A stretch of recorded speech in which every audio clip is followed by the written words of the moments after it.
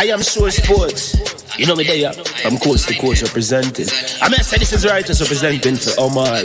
You don't know, come get the sports over here from near and far. Boy. Me say I am Sure Sports, one thing me sure about. When me say sure, that me not doubt.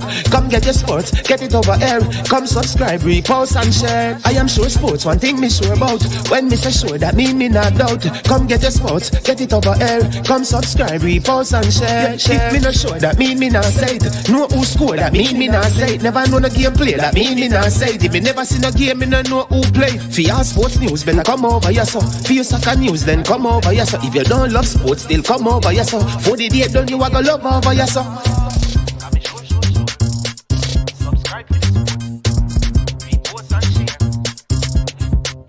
So when it comes on to behavior concerning football, Jamaica is decent. I am sure that if we can get all of these things done, set in place by the end of April, it gives us enough time before the World Cup campaign. Not afraid of no Brazil, no Argentina with these crap of players. We are good enough. Remember to like, subscribe, share. Listen, comment, let me know what your thoughts are. Tricknick Jerk Marinade gives your meats and vegetables authentic Jamaican jerk flavor. The spices are directly from Jamaica. Spices like jerk seasoning, allspice, Scotch bonnet pepper, fresh scallions, thyme, ginger, and garlic. The key ingredients to a great jerk marinade. 0% sugar and low in sodium. You want to try it?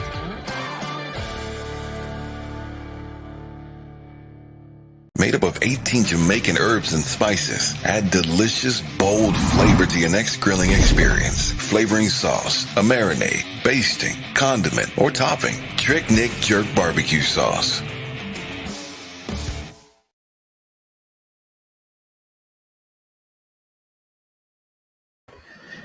All right, good morning. It is welcome to I Am Sure Sports. I am Management. Since last week, Wednesday, it is the first time you are seeing me. Oh my Lord.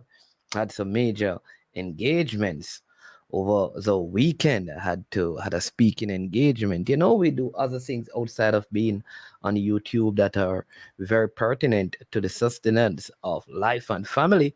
So we have to pay attention to those things. But I hope you had a wonderful weekend. And if not, this can be the best week of your life if you make worthwhile investment in your personal growth and development. I want to remind you that self-development demands self-discipline. And it's a good habit to read and learn and grow every day. And when you learn things, you apply them to your life, right? So you can be different and you can be better. We always want to begin our program by giving thanks to the Most High God for the breath in our lungs and for the life that we have. We didn't have to be here, but because we're here today, we are so grateful and we give thanks to the Most High God. We continue to look to the hills from whence cometh our help. Our help comes from the Most High God, the one who has made the heavens and the earth. He will not suffer our foot to be moved, and he who keeps us, he never slumbers and he never sleeps. Blessed is the man who walks not in the counsel of the ungodly, nor sit in the seat of the scornful. But his delight is in the law of the Lord, and in his law he meditates day and night. He shall be like a tree planted by the rivers of waters, that brings forth his fruit in his season. Whatsoever he does, he shall prosper in it. For his leaves never ever wither. See, we speak hope in the midst of the hopelessness. We are light in the midst of the darkness. We're salt that adds flavor. We're like the lilies of the field that beautify the landscape and bring the fragrance of Christ wherever we go. In spite of the garbage that is thrown at us in life, we refuse to be garbage, but we offer the fragrance of love and a good life to help to make the life of others better. Today, I challenge you to seek a way of adding value to people's life. Clear yourself of toxic people and toxic conversations, right? Guard the gates of entry to your life. Your ear gate, what you hear. Your eye gate, what you see. And your mind gate, what you meditate on. Be very careful. Don't become a product of your environment, but let the person on the inside of you shape the environment that is on the outside of you. Welcome to the platform. This is your first time to I Am Sure Sports. Please hit that subscribe button. Not only that, make sure you share the content with others so they can know about the platform. And also make sure you hit the like button. I see some of the faithful ones there on early. Drew, bless up every time. Baggio, TY, Tyrone, Ellen, Rudolph, happy belated birthday to you, right? Yeah. Yeah, happy belated birthday to you. Know you celebrated a birthday recently. Lulu, um, yeah, blessings to you. Yeah, blessings to you, my friend. Right. Also see Demo Liverpool in the building. Ishmael, bless up, and Jason, big up yourself. Right. Lots to cover in the sporting landscape. Listen, you'd have noticed that I have not been on a Friday, right? To do like the super sticker, super chat for the support of the channel. And I just assume that people know that if I'm not on a Friday and I'm on a Monday, they can do it because it's not bound by a Friday. So if you have been wanting to, it's not only on a Friday that they can support the channel. And please remember that the resources that you give to the channel, they go to the improvement and the development and the work of the channel. And it is what we use to reach out to people. So we have a donation that we're going to be making to a school tomorrow. We're going to give them some shorts, some water bottles, and some football, because every time we get contributions, whether through this format or in any other means, we don't want that for ourselves. We use it in a bid and in an effort to help others. We don't need to go and tell people what we do. And many times we like to provide videos, but sometimes the context in which we help people, we don't want to expose the conditions of their lives. And so we will forever do that, right? So bless up and respect to all the people who continue to do that. Some of you do it privately, and that is also appreciated. Big up Black River in the building, and RR blessings to you. Thanks to the persons who are always moderators on the channel who help to keep the thing going and going good. Thanks to Lulu, he has given a super sticker, and I know this is tough. A super Monday. There you go, Lulu. Lulu was in Florida, and I know at some point today he's probably going to call in. But there's one person that I want to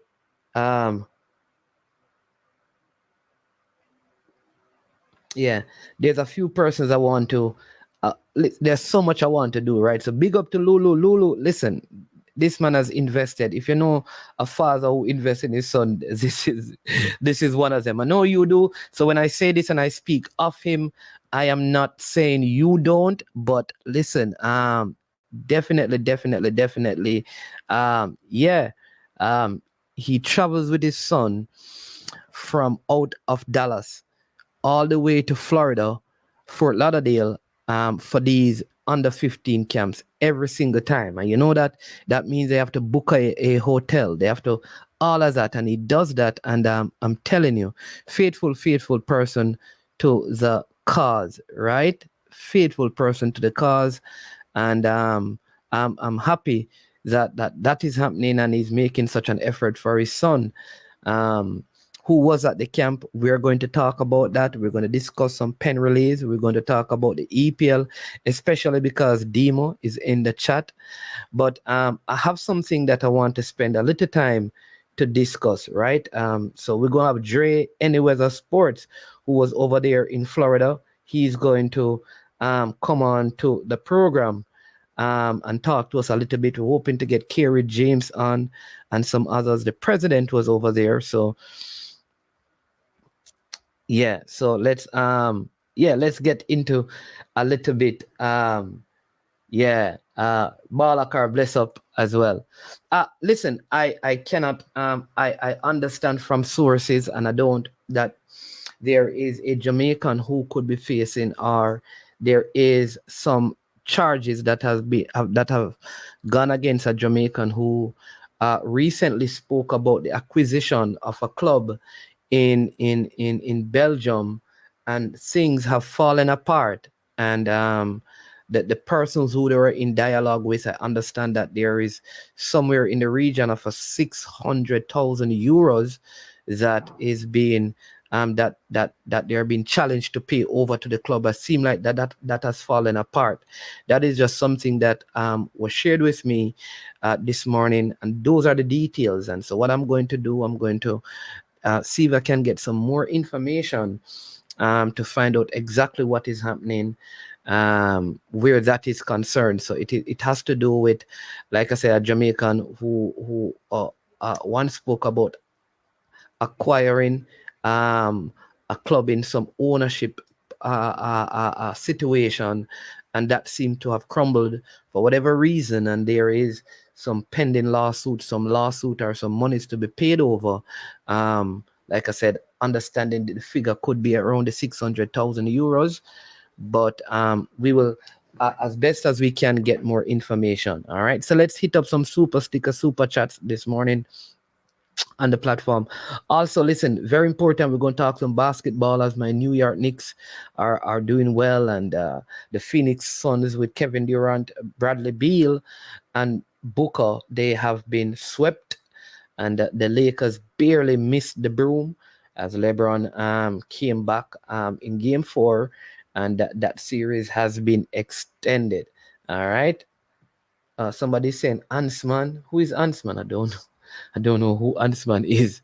Oh, Ansman. You're talking. Durant.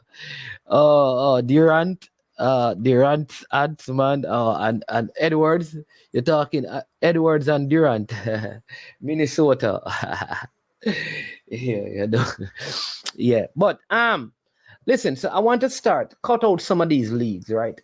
Like, I'm going to say something, and I know like maybe the people who are in football are going to disagree with me, but I have to say it because I think it is better holistic, in a holistic way, for the development of football. It has been much talked about the growth and the progress of football and the movement of football in Jamaica. And what I am observing is that the leagues at the lower levels, so from major leagues all the way down to your Division 1, those leagues are not properly sponsored. So when teams play in the major league, it's either not there is no financial benefit. So the most you'll probably get if you win a major league in Jamaica in terms of cash award is probably $100,000 in prize money. That's like 100,000 is what? Less than $1,000 US, like $700 US. Let's put it at that, right? So let's just do it just to be on the safe side. We're gonna have Andre is going to talk some Premier League as well, so he's going to be coming on at some point. So it's 100 and around 55, so $645. So if you win like a major league in Jamaica, a Division 1 in Jamaica, you probably get like $45,000. And if you win, right, 45,000 Jamaican dollars, that's like what? 200 and something US dollars. So 200 and something US dollars. Most times to buy football boots for your team, that's the cost for just like 2 pairs of proper football boots. So for a team to play Division 1 in Jamaica at that level of sponsorship, to me, it's pointless. It is pointless. So if you win Division 1 and you get that amount of money for prize money and you don't really get a lot of sponsorship, you're already working with a deficit. And then when you get to major league, you probably get maximum 100,000 if you win a major league, which is $645 US. Remember, you started out with a deficit at the Division 1.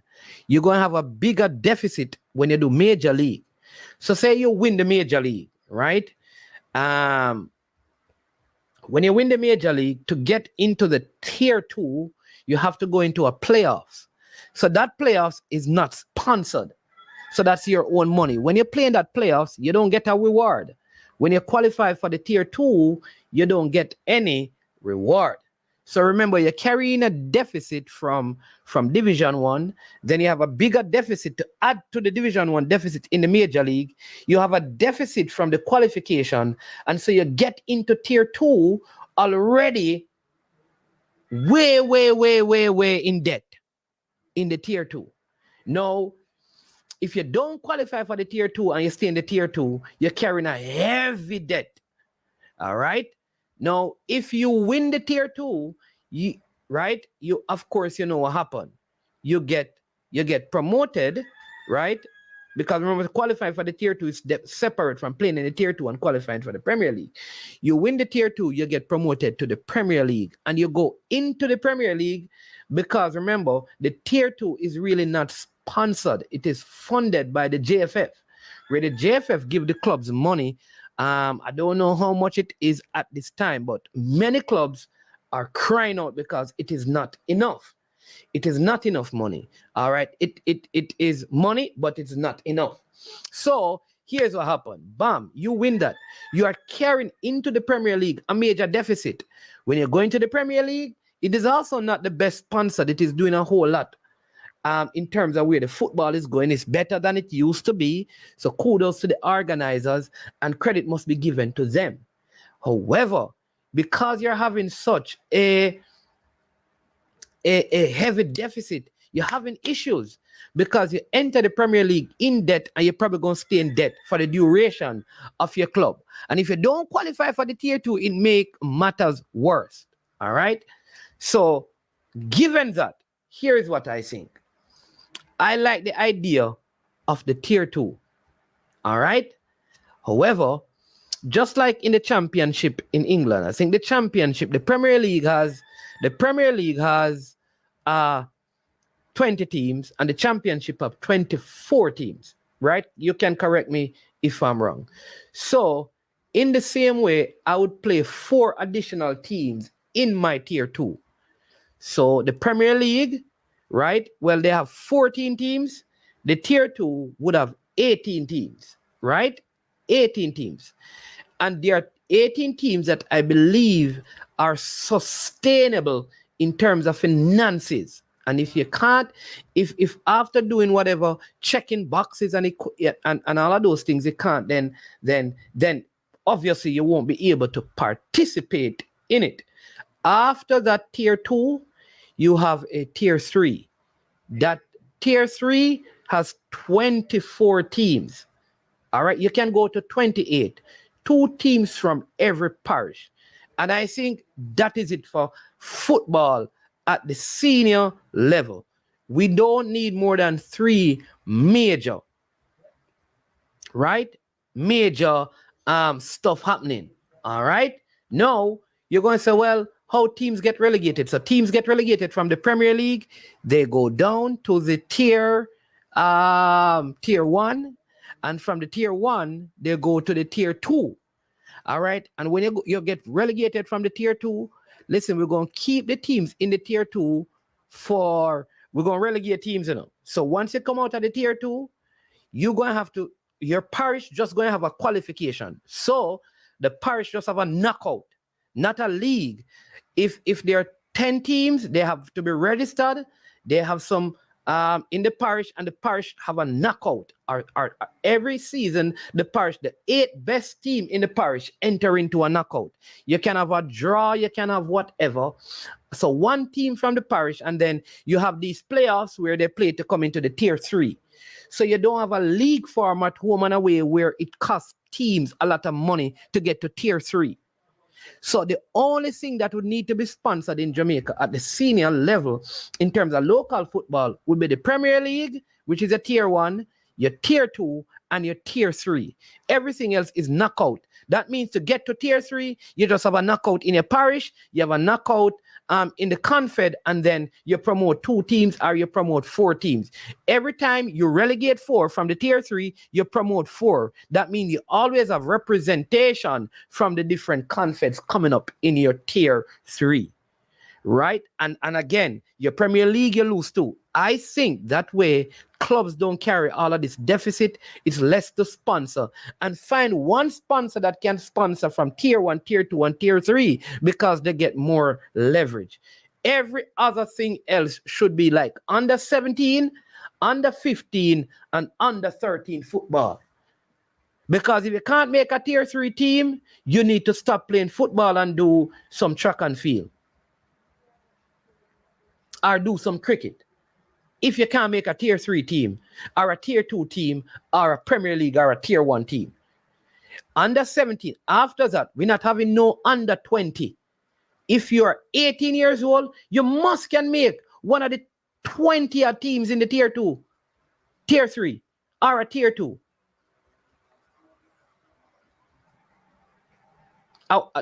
Because, listen, unless you're doing it for charitable reasons. So I have a team, and just for the jerseys, because it's I can show you them. They're Nike shorts and Nike top for the team, with just for the jerseys, it's close to $100,000. Quality gears, because you want to play in a competition. We're not talking about football boots yet and those stuff and day to day.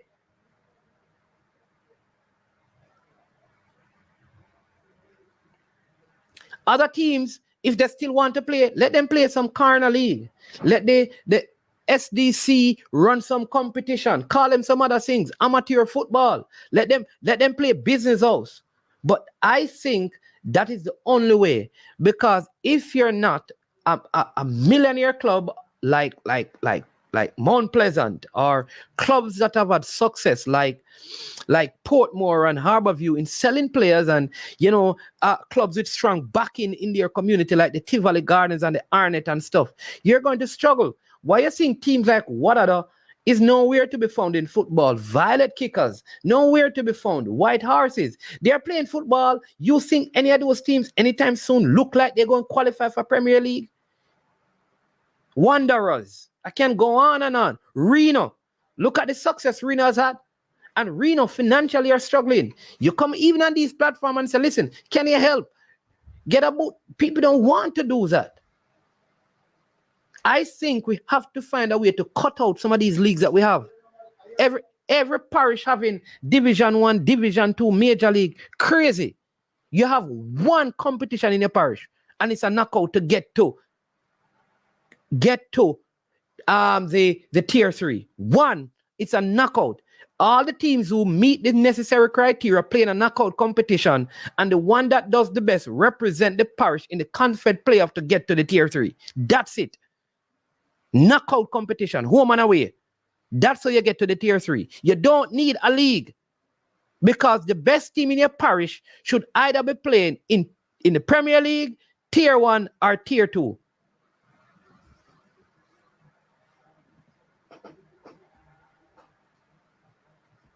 Okay?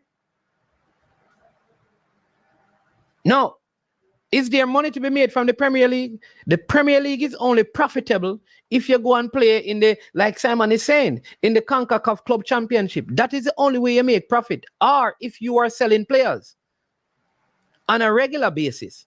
And the issue that they're going to have is that to win, a lot of these clubs end up getting older players who are not sellable.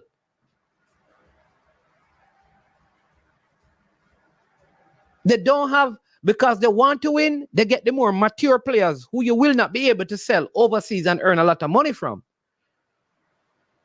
But if we have the Premier League, the tier 2 and the tier 3, it becomes better, in my opinion.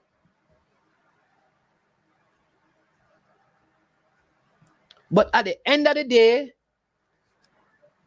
only 3 teams will benefit, because every other team, listen, when you win, I can tell you this, no team in Jamaica who wins the Premier League break even from their participation in the Premier League unless they sell multiple players during the season for high amount of money or large sums of money. So we have to cut out some of these Yeah, you notice I did this, sellable. It's a new word. You understand me? New word, sellable. You understand me? Yeah. All right. Sir, you want to use low resale value. You want to say low resale value. All right, RR.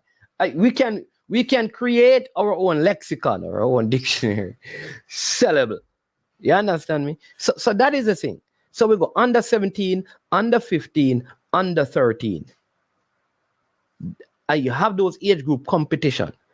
Too many teams, too much parish competitions. Because here's what is happening. We are so parish focused that the overall development is missing. So let's use the parish of St. Anne. Limal crumbled because, not just because of players, but because financially it was unsustainable. Unsustainable. What do you think is going to happen? Like, is there a team in St. Anne poised to go back where Limal? All that would happen is that all the players that were at Limal will end up probably going to the team that look like, are you going to go in the same cycle?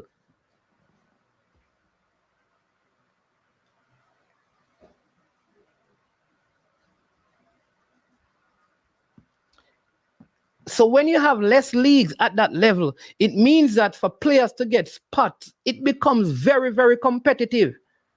So when you have a deal now, when you have a TV deal, you have a TV deal that runs from tier 1, tier 2, and tier 3. So on any given Sunday or any given day, the TV sponsors have any one of those 3 tiers that they can play games from. Look at that. That means now your TV deal goes from tier 1 to tier 3, like what they do in La Liga and in England and all of those other places. We have to get to that position with the football. Can you get an interview? Hey, listen, some of these things need to drop with some super stickers and super chat, so they can. You understand me? They can replace Andrew, we can't replace Andrew like that, Lolo, we can't replace it like that, don't it? Yeah.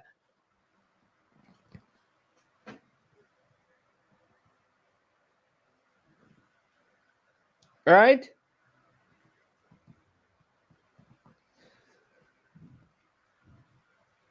So if we can set up the interview with the Costa Rican persons, yeah, then we'll definitely do that. Yeah, you can do TV coverage as well. That's fine.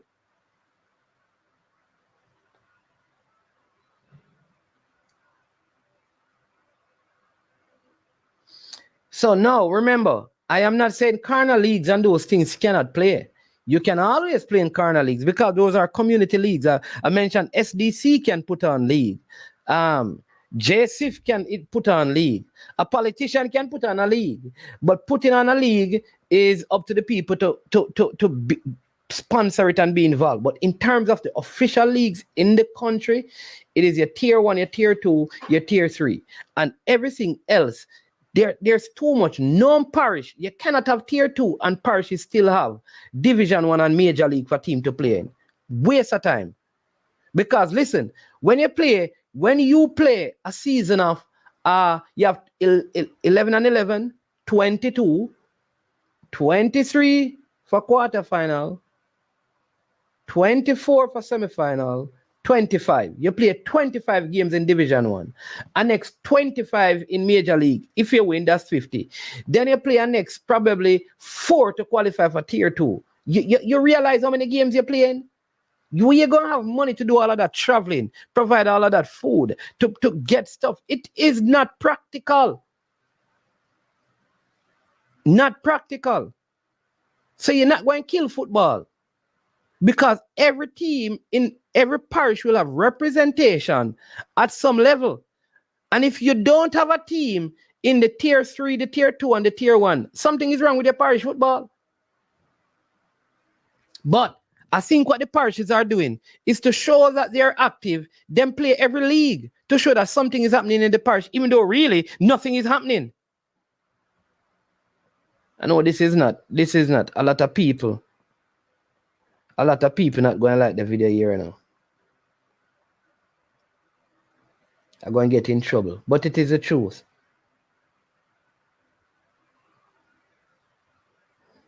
Hold on a sec.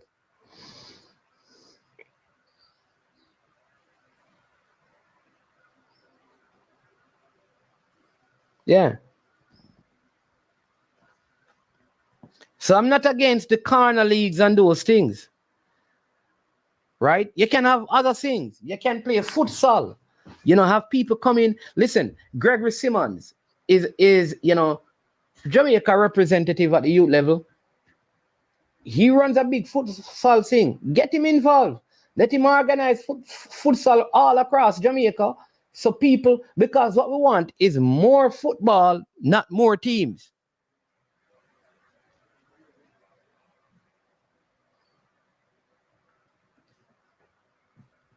More football, not more teams. All right? So that's one of the first things that I want to speak about, that we need to cut out some of these, play beach football. So some parishes, just some parishes, them should just play beach football. Some should just try and play futsal.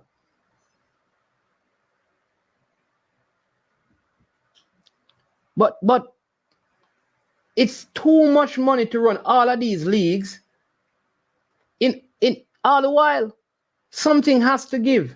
Too much money, too much teams. Like I am contemplating. Like I'm telling you, outside of wanting to help communities, when you invest in football, there's little to gain. And here's the next thing, and I can tell you this without being, and please, because some of you don't listen well enough. This is not a general statement, but a lot of players, they're not really grateful no matter what you do. Then we get up and leave and tell all kind of lies when money is being offered to them at the expense of you getting any. I'm telling you, getting any money. Then we tell lies, say a false paper you sign and they never sign nothing, and you never give them nothing yet, because most footballers in Jamaica, yes, when big money is presented to them an opportunity, no, and I said it before, and because I've experienced it, anytime something better is being provided for them, nobody never helped them yet. They got where they are by themselves. A lot of players. And so when you look at it, when you are there playing Division 1 and Major League, you get to Major League and you have a star player. A Premier League club see him and the Premier League club say, you want him come there? Player say, oh, me not play, you have signed my release, After you never that help me. And you say, but me used to buy boots, give them, say, see back your boots here. Just sign a chance. I'm telling you, those things happen. Bad man is him. See how them new words, bad man is him. It don't benefit you. A Premier League club will come to your club, and if they just sell a player for $1 million, them now give you more than $10,000 for the player that they want from your club. That will replace the player that them just sell for $1 million Jamaican dollars. And they have a way of getting documents signed, because that is how the system is.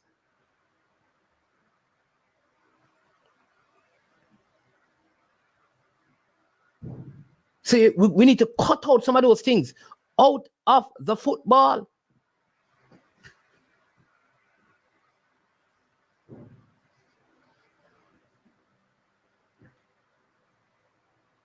No matter, listen, you see all this thing, Triple E, listen, hey, I understand these things, but you talk about pay to play in Jamaica,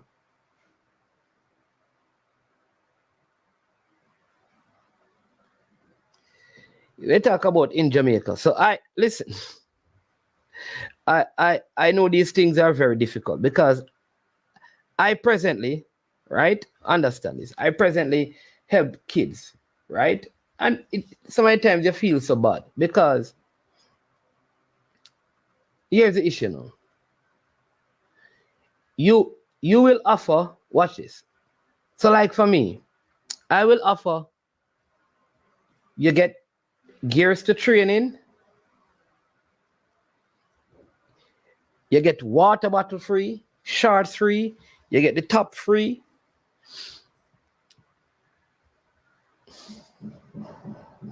Of course, you know, you get in the training.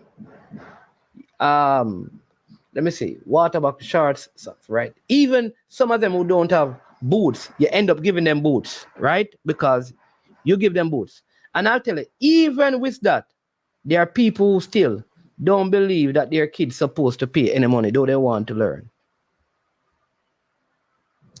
So a lot of times people, this football thing in Jamaica is that's I'm saying that it is better for some of it not to happen because it's not profitable. It's not profitable.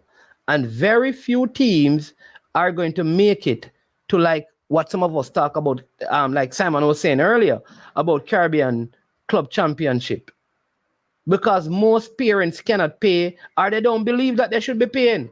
Worse, if them playing for your team and the team doing well, them you think mad. Yo, you know I'm gonna take my son from your thing, you know, cause I'm my star. What you mean? Are you fear pay me? Are you fear pay me? Oh, are you fear pay me? Are you fear pay me if my son a play? We are talking about my son to come pay. Are you fear pay me? There's a lot of Jamaican parents who believe that you should be paying them instead of them paying you.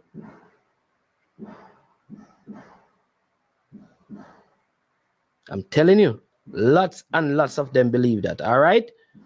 So that's one thing I want to talk about, right? Yeah, somebody says corruption at its highest. That's why Jamaica football can better. Yeah, you have that. Listen, I'm telling you, small clubs suffer a whole lot. A whole lot.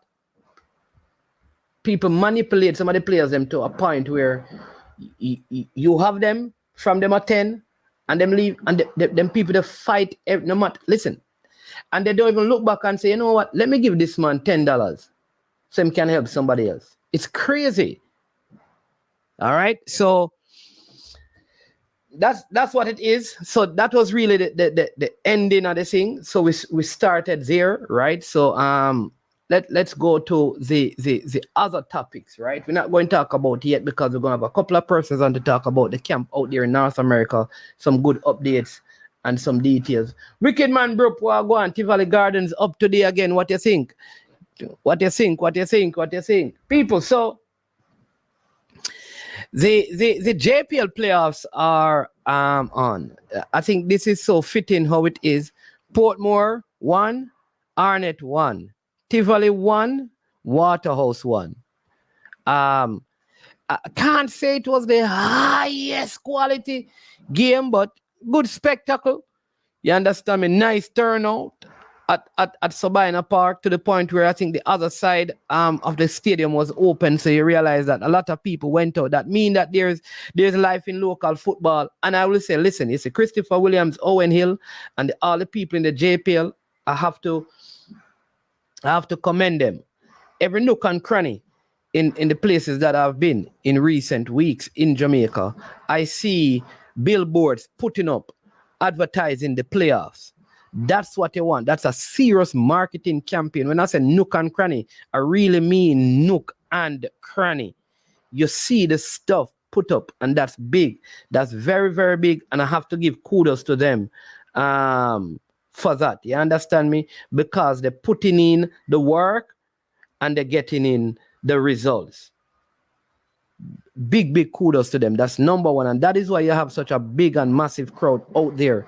They start from 3 o'clock with big sound clash, and all of those things, gates open, people having a good time, and then the game tops it off. I just think like, ideally, these games should not be played at Sabina Park. This is my reason for it. The Sabina Park is playing cricket right now. So it means if you watch the games, it takes away from the beauty of the game. And here's why it takes away from the beauty of the game, because the players avoid playing the ball in the middle of the park. The players avoid going on the pitch area because of just how it is. I also understand that a game was played out there yesterday. So that means there will be no grass on it. The only time you're probably going to see that pitch get grass is after this week when they get to the semifinals. And I am wondering if, while it is ideal in terms of, people attending the game and stuff, if the surface really allows for the best football, would it have been too much for the game to be played in the National Stadium? Or would, because it is predominantly teams from Kingston and St. Andrew and St. Catherine, it would not have made any sense to taking it all the way down in Montego Bay, because I understand that the surface at Catherine Hall has been seriously worked on and it is looking in immaculate conditions. That is just a thought. That's the only issue I have. I feel like the fact that the cricket was played on the pitch recently, there was a game on the pitch, I think yesterday, I think Senior Cup was played on it. It means that there is no grass in that area, And when cricket are played, when time them roll that, it shine like my grandmother say, like a looking glass, You run on that with your boots, right on your back, you drop, You can't jump and head the ball in the middle of the park. You don't want to pass the ball through that area. So if you notice the teams, that they avoid the area of the pitch when the game is going on. And I don't know. I just feel like probably, and I've seen this done already, probably they should have had some carpet-like thing to lay over it that goes right into the grass.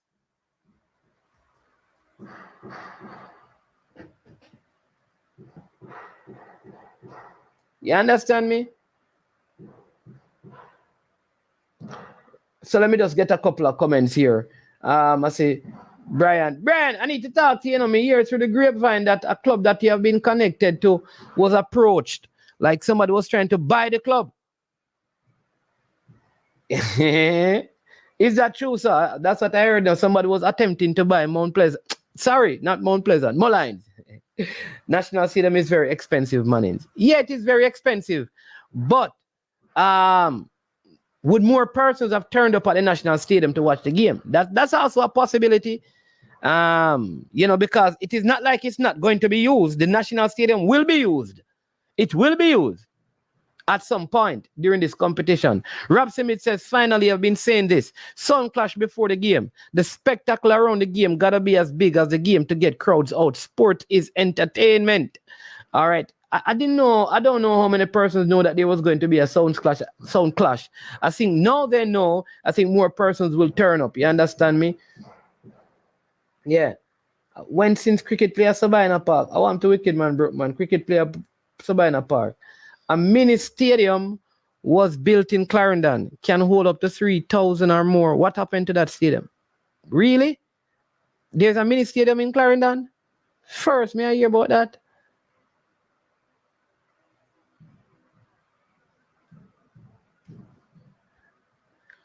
A mini stadium? Fresh God, tell me about that stadium.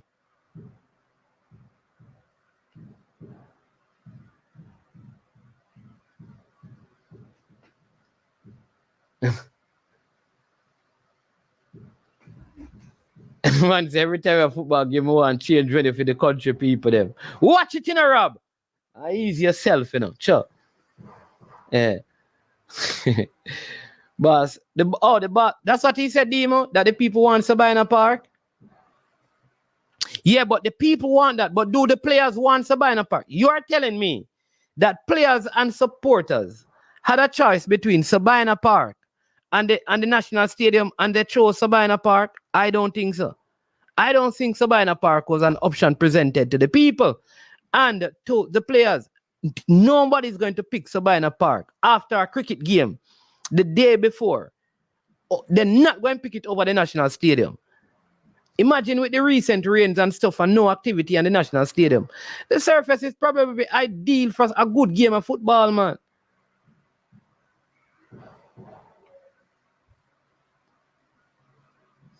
Yeah, but Steph Curry wants to back Reno. Reno needs some help. No matter how me ask the Western people, send this money here and help them out. Nobody don't want to help them. The people don't want to help Reno. You think they're going to get back? They're not going to get back Steph Curry. They need help.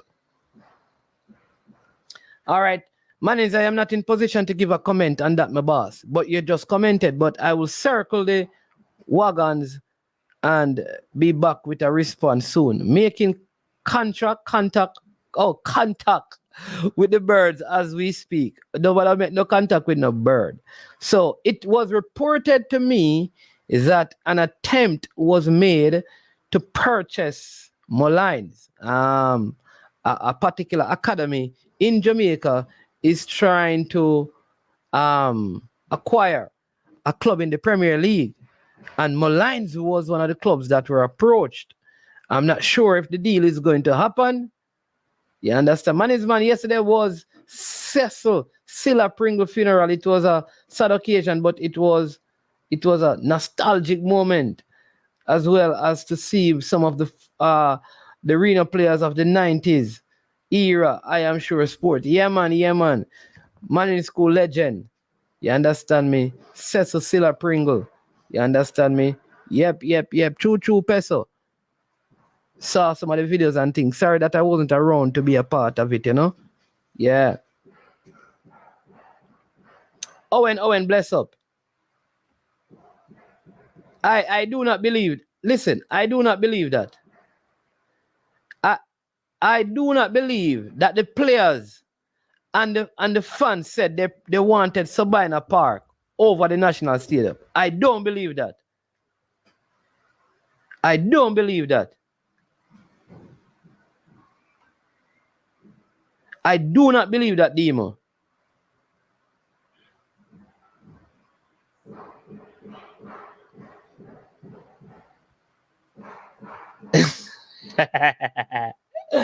Hold on. The man said, Mannings, you can speak to the owner of Molines, Valney Brown. Really? I thought one of the owner at Molines is somebody that is connected with a particular financial institution in Jamaica. I didn't know that it was Valney Brown is the owner of Molines. That's very strange. I need to check that out. I think at some point Kirill will be able to join. Valney Brown is the owner of Molines. I did not know that.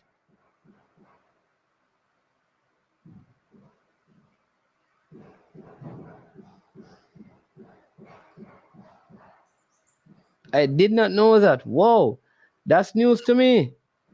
That's news to me.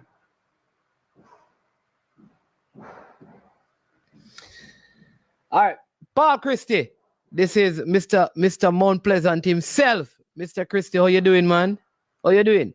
Hey, Mr. Christie, come talk to us. What is Mount Pleasant doing, man? You haven't had a game, you know. How is this inactivity affecting you? Not active for so long. What's going on? How are you preparing? Siobhan Pierre, blessings, you know. Steph Curry are not going to answer the part there, you know. And I can't tell her that. The fans are saying they want. I don't. No. All right, listen. Am I being told that the people were presented with the option of the National Stadium and Sabina Park? Same cost, same everything. And the people said they wanted Sabina Park over the National Stadium. I do not believe that. I think the people were presented with the Sabina Park and the people said yes. I do not believe that they had the choice and they chose the other.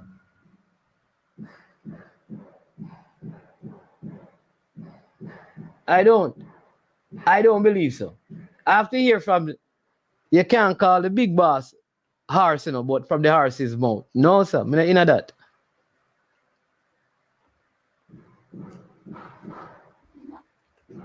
Mount Pleasant will be ready. No excuses. Ra.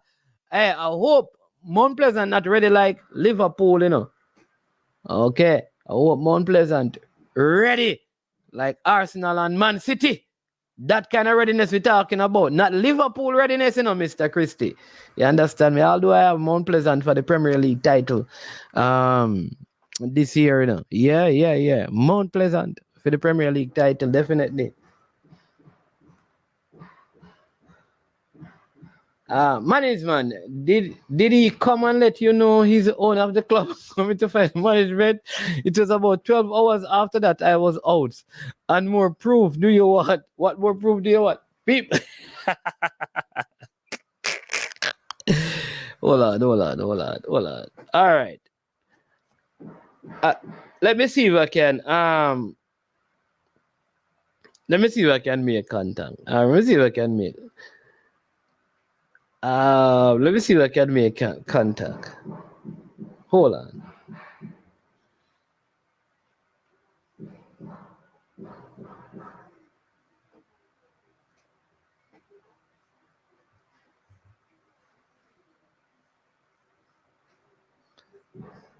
Empty. Hold on, people. Let me figure out.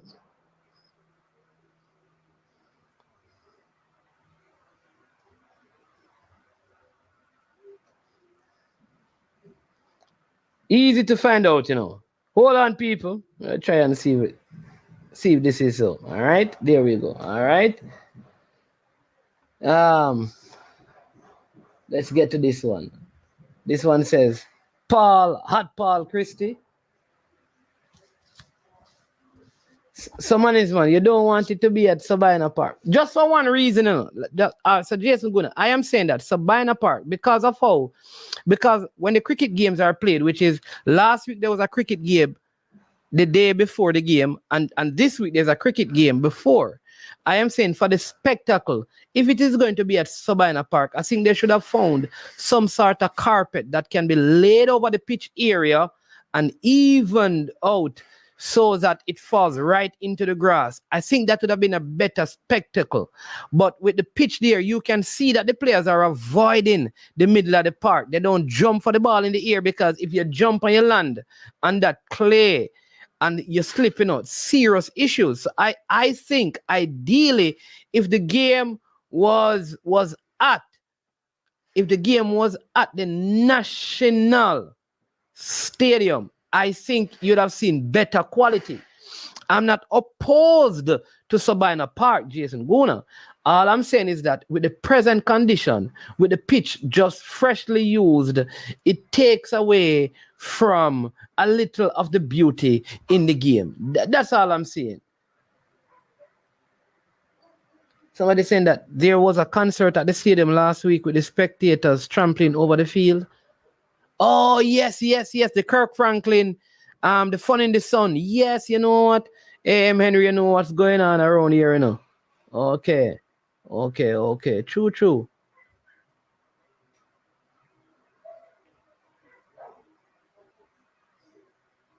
What's wrong with me, Demo?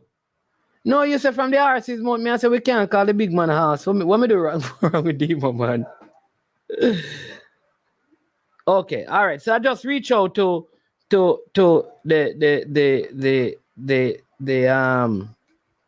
someone connected to Mullins, and he says that he has no knowledge of any attempt to purchase the club.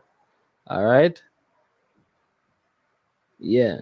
He says he has no knowledge. All right. So let that be. Man, might come on show and let you know he's. Oh no, I went through that part already. All right. Maybe Sabina Park have more party vibes.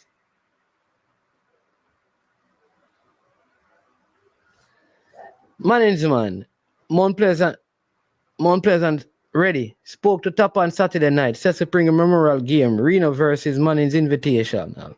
Yeah, man, me see a Black Abil and all of them. Me never debate in a person, me I tell you that. Me never debate, brother. Me debate, mother really, yeah.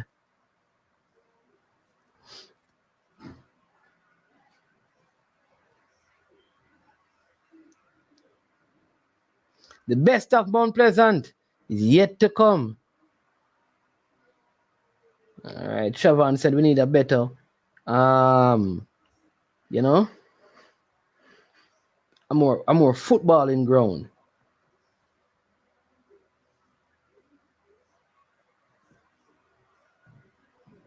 Oh, you see this one? This is a very good point, you know. Siobhan Pierce said for the concert, this is true, that for the concert they cover the track but allow the people to trample the football field. Listen, I don't know, you know. I just feel like, here's what I believe. Believe me, I believe people that this, oh geez, I believe that this Jamaica versus Dominica Republic game, the field is not going to be in the best condition.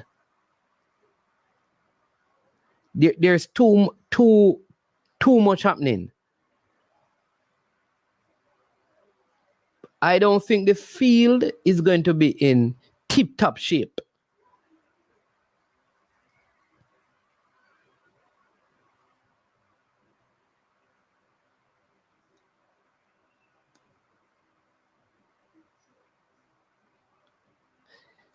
You have the Invitational coming up, the Jamaica Invitational. You have trials coming up. There's a lot of stuff happening in the stadium before the Jamaica game, you know.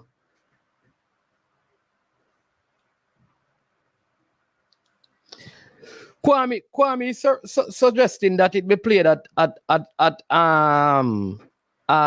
Catherine Hall. And my thing, you know, is that this is a Thursday game, you know. The Jamaica game is going to be a Thursday game. And I think, based on what I see in the CONCACAF thing, is around a 5 o'clock game. It's a 5 o'clock game on a Thursday, you know. A lot of people are going to work, you know. A lot of people are going to reach late. Mr. Christy Ballakar, if you tell us, I'll know him not get him shirt, you know.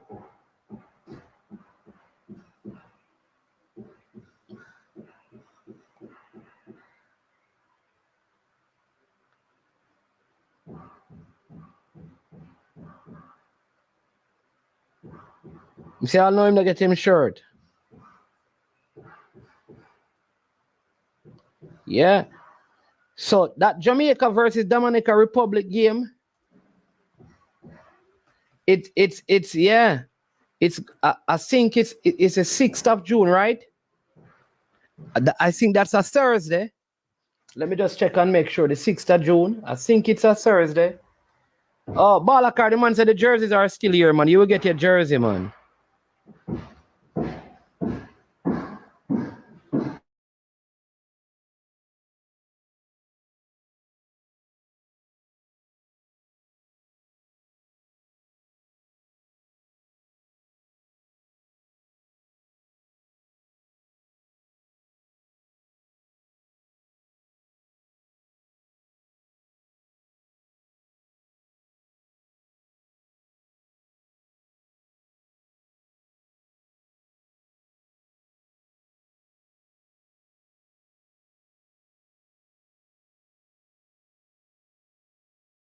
Thursday the 6th, and it's going to be around a 5 p.m. game. So, you know, problems. That time, a lot of Jamaicans still trying to beat the traffic to get. It's going to be tough.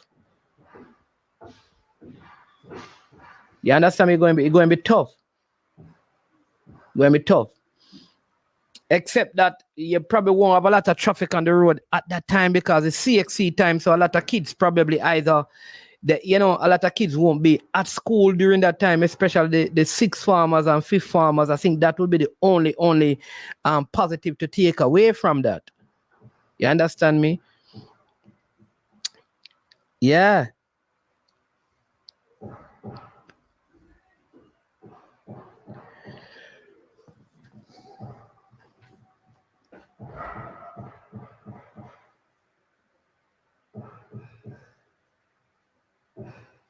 Yeah, so people give us some. I want you to give me some, the JPL playoffs, give me some score prediction. Call in, tell me who you think is going to win the game, and yeah. Do you think any of these games going into penalty?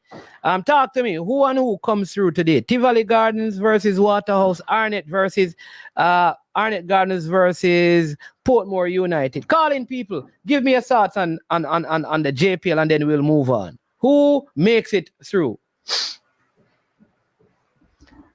All right, we have one Ballakar. Welcome to the show. Good afternoon. Yeah, man, you know, if I say call in, man, and JPL, I know you have to reach, man. But we still stick with the same two for last week. We still stick with Arnett and Waterhouse. Oh, you're going Arnett and Waterhouse? Yeah. Arnett to beat Portmore? Yeah. You're going into penalties? No, my piece on it though come finish them chances tonight. You see me? When we never like in our first leg, they never finish them chances. I understand Fabian Reed, even the same youth that we used to play for them, come on, Shea Smith. Them get a lot of chance. Pope will get a lot of chance also. You see me? So the game that could have done 4-3 last week Monday with the Waterhouse game now. We reaching late from training, so we never watch the game there. You understand? But we get to find out say Waterhouse they lead up to this big 76 minutes. Yeah. When time a little deflection and one ball and just tap in it. So But I go with Pope, I feel like Tivoli played better than Waterhouse doing. oh, me never watch the game there. Understand? When we rate with Waterhouse, them have a strong back line. They not really easily break the back line there. You understand? But me not understand you. You're giving Waterhouse the edge because you think them have a strong back line. But Portmore have one of the better defense in the league, but you not give them the edge. So yeah, use backline to support one team, and you not use the backline to support the next team. Explain that. You can tell you, all right, let me tell you with Portmore now. You see them shift the back line too much. Not every game to shift the back line too much. You understand? Because the young baller from CC have a field day against that the brother where they play the wing back position, you know. You understand he easily get around him and then normally the left foot of the guy go inside with the something there. They used to play left back. You understand? So Okay. that and probably because rule or because Aston all time middle now make him a still in there, so you see me? Yeah, Aston is still out. Yeah, so that's why the youth they have to fill in at the middle. So they move up the back line too much, so the back line not really look that good again, like when we used to see. I just on it, never they finish their chance. So you don't think Tivoli Gardens because you never see all Stephen Clark and Reginald Harris. No, as I say, we never watch that game, but we just did make a somebody go with Waterhouse. But me not go change again. Just come today and say me they change. Nah man. Let me lose half a Waterhouse, but me know me not lose half a Honey. But me know say Montez at the final. I don't know about the next team. You understand? Oh, okay. And Mr. Christie. Yeah man, Mr. Talk to Christie. him man, cause him a listening, you know? Yeah man, when time we did come a match, the final man. When the game done in a man, is man and jump wall and seal go cross. Take two picture with the Montez that ball and them and Mr. Christie. I say, yo, Mr. Christie, we pray. Let me tell you, man, I say a ball of car, man. Say ball of who? Yeah, man. That Christie say, all right, now hold yourself, man. When you come a match, man, you make a get a jersey. But when time we come out there, no jersey never today when we come to buy. Last match when they play out there, you see me? That's why I ask if number jersey ready now. Yeah, well he did say that the jerseys are ready, so you can look out. He probably reach out to you. I'll reach out to him and say, but you want jersey, you're not gonna match the ball car, man. Me go hold it for match, man. No, we are talking. No, the jersey them not for people. We are going to match now, man. Like I crunch time now. So me not man is man. Every match we move to go play now. We have to do that. Okay. So you'll be at the semifinals. Yeah. Okay, all right. Semifinal like it, not true. Yeah. Savannah Park and the finals are the I'll keep at the National Stadium. Strictly comparison with them, man. All right. So there you go. Balakar, I say he's bringing Arnett and Waterhouse to go through. I said that because he had picked those teams, I think Portmore and Tivoli will go through. I think like the Tivoli front line is very potent. I didn't like how Jerome Waite deployed Justin Dunn, to be playing like a false nine. I think if he keeps him in the center of the box, Tivoli, the Waterhouse defense just look very shaky to me. And I think both teams defensively are not the strongest, but I think I can trust the Tivoli defense a little bit more. So I would say Bam, Tivoli. I think Portmore have one of the better defenses in the league. They are too reliant on Alex Marshall. However, but I think Walsh is going to start in this game. And if Walsh starts, it's going to be a big difference with how Portmore play. You can see that when he came on, his hold-up play in the brief moment that he was on caused some problems for Arnett Gardens. Arnett Gardens is missing, I think, one of the most important defenders in their team, Joel Cunningham, who is overseas. Yeah, I just management make me ask for a win, but I get no answer about the youth there. Yep, he's overseas. Overseas, man. Yeah. So he is. I mean, because I think one of the trick that thing they're using, Portmore just use Emilio Rosso to really lock down Fabian Reed for most of that game. For how long? What management? If you don't what me say, still enough. I said them the team that go back semi-final. They know me say Mount Pleasant they got final and win it to no man. Yeah, man, but I know that you and I bringing Mount Pleasant to go all the way. You understand me? All the way, man. Yeah. All right, let's see if we have. Let's see if we can. The striker come back and go there now. Yeah, man. All the players are well, man. From my reports. All right, then. Yeah, man. The next caller call in the all right, there you go. All right. Respect Balakar. Thanks. That was Balakar first call. So call in. Let us know. We get a couple more. You understand me? Concerning the JPL playoffs. Who will make it to the semifinals? Both games locked up, tied up at 1-1. Who is going to make it? Call in. Give your thoughts. Give your score line. All right. You understand me? And let me know what your thoughts are where that is concerned. So we have cut out some of these leagues, discussing how we need to restructure the football to spare team heavy losses in a bid to get to the top tier of Jamaica's football. And that is by eliminating certain competitions that we have. We have also discussed so far the JPL, the playoffs, waiting on callers to call in. And we have Demo, and I know that he's going to even segue into his favorite topic of the day, the EPL. Welcome to the show, Demo. Just to let you know, people, he played a cricket game over there in New York, and he had some fantastic bowling figures. Think he bowled 5 overs, no maiden. Very under 20 runs scored off him, and he took 3 wickets. I was told through the grapevine that he also took a fantastic catch to dismiss one of the top batsmen. I will say no more where that is concerned. Dimo, welcome to the show. Big up, management. Big up everybody in the chat.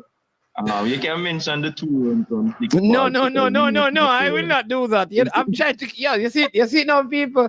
You see, me I try to big up the man, and you see what the man do? The man come on and give him batting stats, All right, you better tell the people that, not me. I'm not going to do that to you, my brother. No, man. Yeah, it is what it is. I mean, the double is all that counts, and we got the win. So that's awesome. 1 game, 1 win. And we keep it moving. Were there any notable cricketers on the team that they played against? Like any name that we would know? No. Oh, okay. Play against a pretty average team. But forget about the stats, people. It was against an average team. It was an average team. What's wrong with them? Play against average teams all the while. Okay. Anyway, I know on derail this show, so I'm not even talk about the EPL. Just no, man, it's okay, man. You can talk about the EPL, man. It's all right, man. No, I'm not talking about the EPL. I'm talking about the JPL, right? And I'm telling you that the boss was on air saying that Sabina Park is what the people and the players want. So I don't know how you can tell me, say, believe that when I tell you we come straight from the boss. And it's even so that because they weren't prepared for the crowd that came out the last time, he said that, they might go open the George Edley for this time because they're expecting a bigger crowd. So the George Edley stand should be open for this time around. But what when he says that the people want it, what I don't know. How did he come to that? How did he come to that conclusion that the fans preferred Sabina Park over the National Stadium? How did he come to that conclusion? The host asked him why not the stadium for such a big game and whatever. And they did their surveys and stuff and asked the fans and the players, and they said they preferred the Sabina Park because of the atmosphere. The atmosphere, and it feels more energetic and intimate with everybody and rated. So and I guess the vibe with them there go for in terms of calling it whatever it was with the party stand and liquor, Ray and nephew sponsors and whatever, it worked out that way. I'm not gonna remember everything, but he was on the radio last week saying everything about it. So that's why I understand the intimacy in a demo, but my challenge is I think the conditions at the middle of the field is it affects the flow of the game. I mean, I get that. And you know what the worst thing? The first time he came on, he said that the game was supposed to be on the Sunday. And he was saying everything about the game being Sunday. I know it's going to be easier for them block the roads and stuff like that. But he misspoke, obviously, because the game is today. And he didn't even know that there was going to be a cricket game on the thing. So, I don't know what go on this. So some mishaps he didn't know. He didn't. But I don't think, you know what is funny? I don't think they realized that there was going to be cricket match on the pitch on both occasions before. I cannot see them knowing that and still play the game. They didn't know. That meant he didn't know, and then when the host said to him, say, "Oh, really? I didn't know that. I'm going to make some check and see okay, blah blah blah blah." So I guess he got caught unaware in that respect. But before we just leave by saying this, Demo, my supporter say a Bush League you play. Demo, a Bush cricket you play. Okay. No, me just tell him supporter say, come in and see the comment. Yeah, but what the relevance in that? I'm a past cricket long time.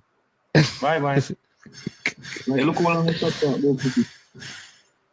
Anyway, so like me, say, cause the man at the area in the thoughts. By the way, John Campbell, if you can hear this, just remember to, you have a plate over on my team. And you're ready to come back. You man a big player. Yo, when I make Brian come up, you have a wicket keeper. Because Brian can wicket keeper and bat, Our captain is our wicket keeper. But man, say before JC get banned, he actually played against the opposition. He played against me. So man, say like when you get banned and come back now we can, But may I close by saying this, right? It is so difficult to get a Jamaican Premier League jersey, boss. Like, I don't understand why it's so difficult. Like them say them have a Facebook or some site where you're supposed to go up on. Yeah. You go up on the site and it's so flimsy. Like, I don't know who make up that something. It's very difficult. Like, it's hard to use. It's not user friendly at all. And then I forget brother the name again. Who and Chris Williams run the team? Owen Hill. Yes, you have to get Owen Hill's personal number for asking man how to get a jersey. It is so ridiculous. People are saying something. Fresh gotta say, go on Admiral website. It's all there. Yes, Admiral. I think the thing like it says not too difficult if you're in Jamaica. Yeah, but I'm not in Jamaica. Not that in Jamaica, Dre. No, but what I'm saying though, Demo. Did you go on the maybe what you did? You went on the JPL site instead of the Admiral site. You went on the Admiral site, and you said difficult. Is Admiral? You sure is the Admiral site? Fresh God, send me the link. Fresh God, send me the Admiral link. Let me send Demo. Got the first man me here. Yeah, go ahead. me say, them call out the name of the site for the because I know me alone they have problem with the jersey thing. You know? Everybody there say on the radio like them can't get a jersey and rate it. And even on the Facebook page and them ask for the site and stuff. I'm gonna go on it. I'm like, no, I understand why it seems so difficult because it is very hard to use, right? And then me hear Owen Hill say, listen, we can just get him personal number and then message him or call him personally. Forget the jersey. Like, why me have your number? Forget the jersey, boss. You know what I mean? So I mean, I have him number and things still. But okay. Come on, very difficult. So you make an arrangement to get the jersey now? No, but the thing is, Augustone in a Premier League, so then brother, that is why you can't get the jersey because you go up on the people them site and try to find Augustone jersey. Oh, you go buy? I wasn't looking for Augustone jersey. But just go and find the site for when them come up, we can get the jersey back. For when who come up? Like when Augustone come up. Yeah, this is somebody a sample, man. I joke this, I can't believe this. Really, Dima? No, man. I bet you never know what league Augustone playing. No, the last time them did some this league. Yeah, wait for them reach Premier League. But no Kasafa team, apparently Kasafa said no their team's playing in the tier 2, which means no Kasafa team will ever play back in the Premier League. Because remember that if you remember what Kasafa saying, if you play in the tier 2, you are going to be banned from Kasafa. So a lot of the teams in Kasafa are not playing in the tier 2, which means I don't know that a team from Kasafa will ever qualify for the Premier League unless the format is changed. Well, whatever way it is, like even if we can get a Cavaliers, I don't know, because I'm not going to just jump on the team. I don't want to organize. Augustone, I'm a place so there's some concern. When Yui was there, you could have say, yo, you know, Yui, they're close enough and whatever. But me just want to get a jersey and it was proving there. Yeah. So, you know, so just give us a quick look at take, you know, it's only 3 games remaining, man. And you're leading. You know, reach the Premier League, boss. People are calling for talk about something there. But just you are talk about my JPL thing and then leave. You want not talk about EPL. All right. All right. If we reach Premier League, we call what? All right, boss. That's a problem. People Demo said not talk no league. All right, boy.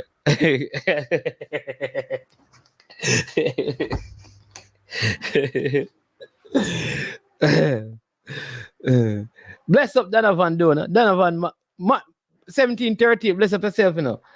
Joe Dona, bless up yourself.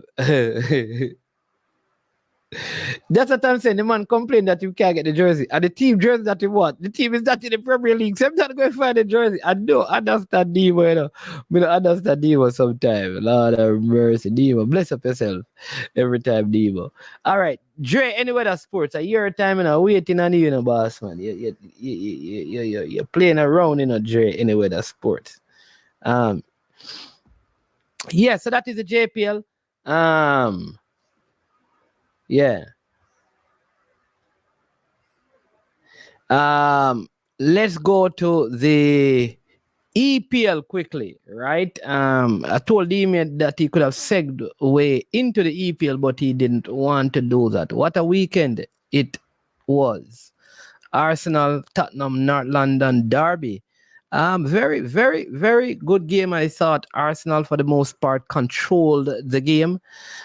Could have been up by 4 before David Raya kind of gave away a goal and, you know, gave a lifeline to Tottenham Hotspur, who had a penalty in time added on. But like I said, never felt like Arsenal was going to lose the game at any point. So we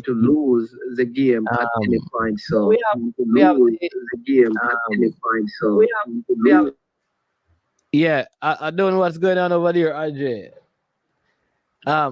We don't get to Liverpool new manager yet. Ideal football. Maybe you listen to the program in the background, Andre. So if you are, you probably need to close it and then try and unmute, right? But we have Andre is going to take the EPL. Yeah, totally. Yeah, he's going to take the EPL discussion and just talk to you about the EPL. But my take on it is that I think Liverpool bottled it. I think this was an important year for Liverpool. One, the Liverpool team needed to win this because this is Klopp final season with the team, and I feel like they're gonna lose Salah. The team, at least Van Dijk getting older, and I don't think they have an next title in them if they don't win this one. So I think like they needed to win this one because they may be going through a stretch again without not having one, given the transition that they are going to make. So I think this was, but all right. Well, Demo calling back, and then Andre, I'm going to allow you and Demo to have this conversation because I'm very sure that only you and Cranky can talk to Demo, right now. Demo, welcome back. Yes, sir. Yes, sir. Big up to Andre as well. You saw the thing that I said? Big up, Demo. Send me the link to the jersey. Yeah. I'm go up on the thing, add to my cart, and then that's where I'm stuck. Like, I can't pay feet, I can't do nothing. Like, that's the same site. So, I know what them tell me say it easy to use. Like, you just stuck right there so you can't move, do nothing. You don't see no pay, you don't see no delivery, nothing, you don't see nothing at all. The first thing was add to cart, I add it to my cart, and I look for pay feet, I can't pay feet. But anyway, it is what it is. Like, that's just my experience. Maybe everybody experience. I don't think they take Jamaican dollars. That might be the problem. No, but he's in New York. You know what is funny? The people in Jamaica get in the jersey. So maybe they don't take US. He don't take US. But Demo, I can help you out, man. We can I can get it for you and probably send it up or something when they decide what you want, or probably bring it up or something. Yeah, man. So we can work that. We can arrange. Yeah. So Andre's here to talk about the EPL, So what say you? I'm going to be because I don't want to be here for very long because I'm going to be on a sabbatical. You're going to be on a sabbatical? Yeah, I'm going to be away from Liverpool for a long time, especially with this new coach. Oh, you don't like this coach? No, brother, I don't know who he is. I don't care who he is, but we really dropped the ball with this slot team. Like, it's very annoying and very underwhelming, and not something that I'm looking forward to at all. Even with the salary cap that's going to come. Well, just a while ago. What do you think about, somebody's asking, we need to know what you think about the Salah and Klopp bust up in the touchline, on the touchline. Alright. Listen, what that's a fire in our background, man?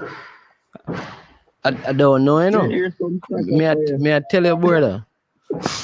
Yeah. But listen, it was very unprofessional to say the least. Salah is obviously not happy with coming off the bench, but he has been absolutely horrendous for the past 4 weeks, 5 weeks, and he should not be disappointed that he's not starting games.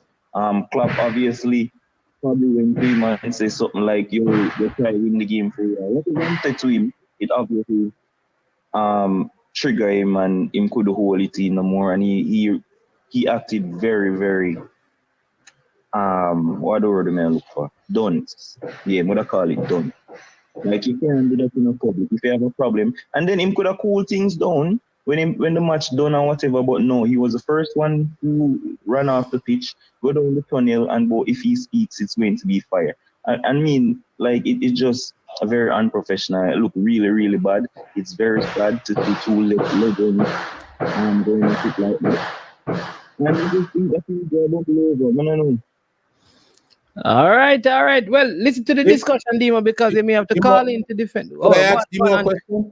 Go ahead. Do you know what happened? If I know what happened? Yeah, between Klopp and... Yeah. What happened? Yeah, I know what happened. You mean on the day? Yeah, what happened that caused the reaction? Well, so it initially started when they were at the line. You know, World Cup normally try to shake people hand and hug them up before them go. He tried to do it. Salah was kind of apprehensive and didn't want to shake his hand and thing. After a while, he eventually did it. Klopp said something. The part did not really show a lot, but that's how it really started. And then, Yeah, but we don't know what was said, right? No. I don't know what was said. Like we can just assume.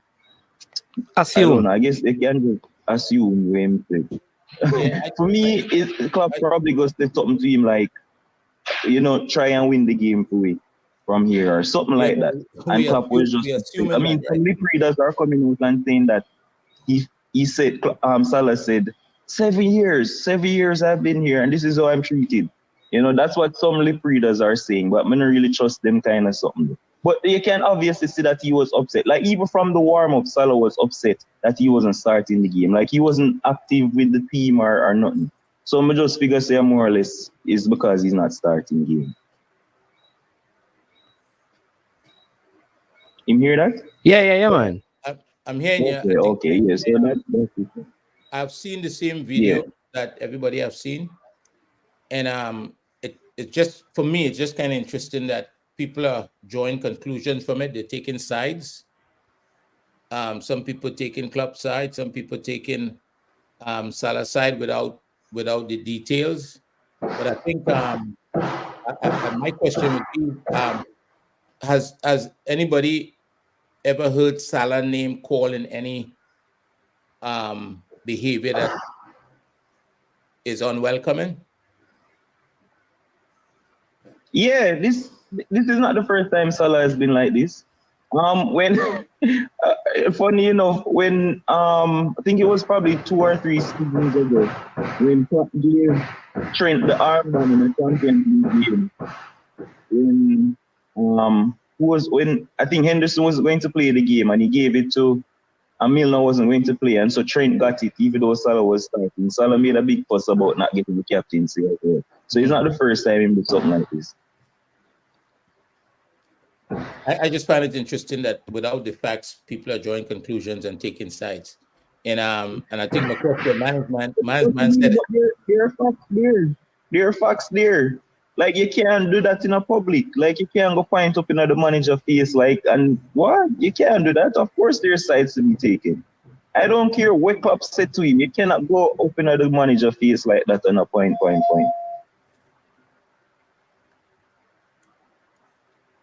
Yeah.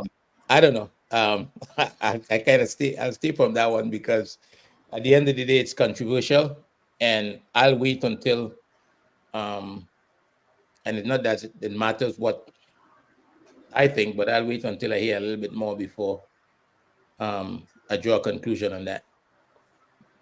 Yeah, all right, fine. So maybe we can talk about my game that we can leave and we can talk about the Arsenal team. The Arsenal team and whatever. So listen, I predicted us to lose this game. Obviously, I said that we were going to lose 3-1. I think my score was, or 3-2, whatever it was. I thought West Ham were going to win the game. I combined with the lack of form that we were on. The early kickoffs is something that Liverpool just hardly win on the club. Like we just tend to not play well at the early morning kickoff. And for some reason, them decide to give us so much early morning games. Especially after Klopp be complain about it, but hey, it is what it is. But despite me picking us to lose this game, the refereeing was horrible, not just for my game, but for the whole weekend. Like, I don't understand.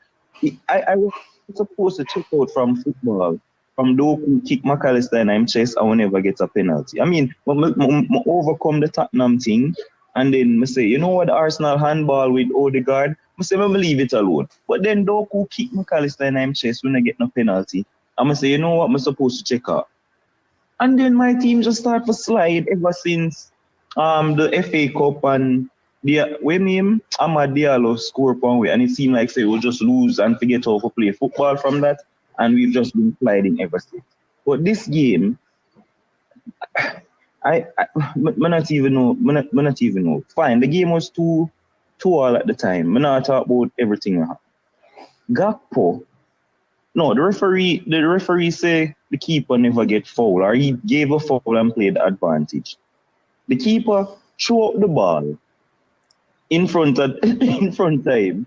Gakpo was running to kick the ball in the goal because the ball was still in play. The referee said play on. Gakpo running to kick the ball in the goal, and the man stopped the man from going to kick the ball in the goal. Went up to the goalkeeper and tell the keeper to go down so he can call on the medical sir. Like, what is happening? I don't understand what going on in the league man. Like, there was no reason for the referee blow the whistle and stop Gakpo from kicking the ball in the goal, brother. No reason at all, because he wave play on, tell the keeper to kick out the ball or whatever he might do. The keeper drop it, and the man gonna kick the ball in the goal, and the referee blow the whistle. And for me, that was like, oh, big up Antonio for score. I know him they gonna score anyway, but that was ridiculous. And that cost me 3 points. I mean, the league already done for me, but I still want my 3 points, brother.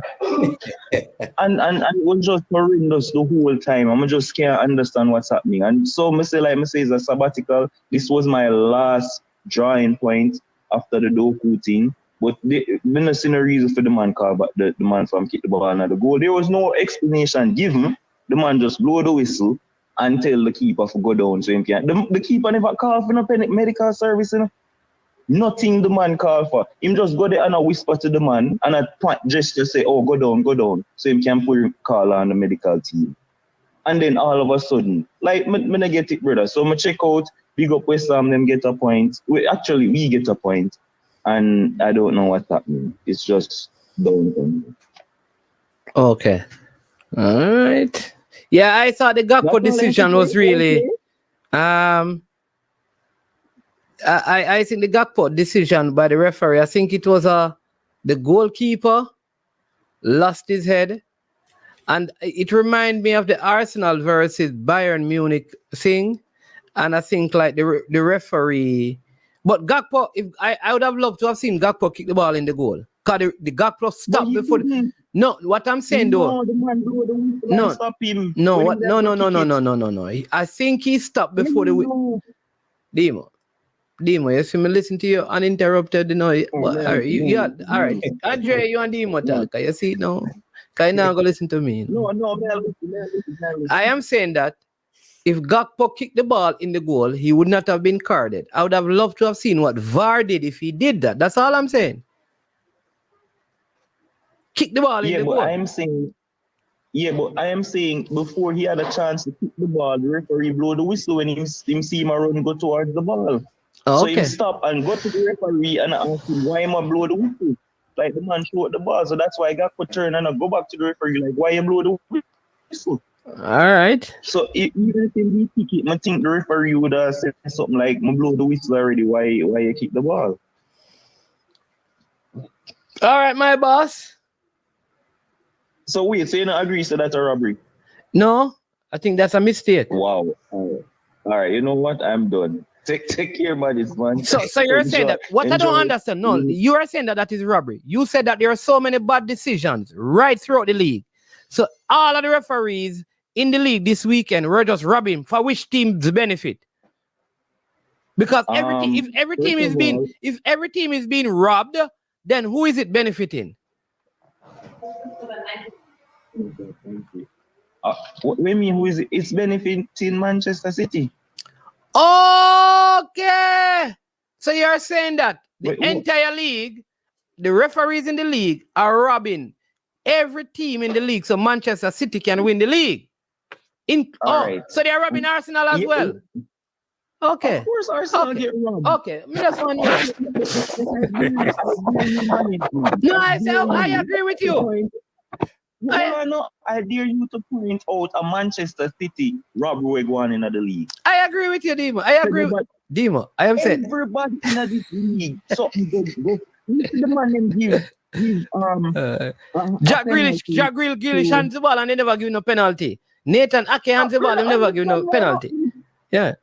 I don't understand, man. Is man Doku kick the man in the chest. Me see. But Demo, so Demo, hold on there. But you know that if you won that City game and everything remain as it is, you'd still not be in a position to win the league, though. wait, man. I know so football work, man, is man. There's no way to tell what would have happened. Like, Yes, you don't know what the momentum. so there you go. City So would have even if you got those points, you can't tell that your situation would have changed. No, I don't know if the situation Yeah. change, but I don't know if would have scored the penalty. I think if Darwin Núñez score some of the goals that he missed, then you would not be having this conversation. But all I am saying is, give us the chance to put the destiny. You really want to give Darwin Núñez more chance than when get Demo? Demo, you know the Darwin Núñez, Demo. You know the Darwin Núñez beat a goalkeeper and kick the ball from the post when nobody not there in front of him. What? Wait, why are you telling me this? You tell me Darwin Núñez.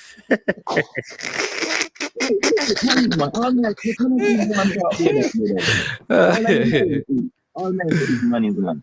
When you keep the money in my chest, then give us the opportunity to keep the penalty. All right, fine. Whether we miss or fine. We don't know what the momentum will be. Manchester City. Demo, however, Demo, here's what I'm saying though, Demo. You have lost more games because of faulty finishing than faulty officiating. But I'm saying, do you agree to that? Do you agree? No. People, here's what Demo, I'm asking you. Demo, I'm asking you a question. Do you believe that this season you have dropped more points through faulty finishing than faulty officiating? No, I don't agree. All right, give me the games that you believe you were blatantly robbed. Tottenham, Arsenal, 2, Manchester City. 3. So that's 9 points. The Arsenal game. No, that's 9 points against the teams who are challenging. So 9 points. So 9 points. 9 points. Yeah. Because the Tottenham game ended in a what? In a draw, right? You drew the Tottenham game. Tottenham beat you and you said that was robbery. City didn't beat you. Yeah. No, it ended as a draw. Right. So 2 points. So that's 3 plus 2. That's 5. Right. So we're going to take 2 from City. We're going to take 3 from Arsenal and give to you. So we take the 3 Arsenal, give to you. So you're on what? 75. That's 78. We give it. We give no, man. Just follow me now. Just work with me now. I'm going to give you the 8 points that you lost because of robbery, blatant robbery. 8 points. That brings you to 8 plus what? 75.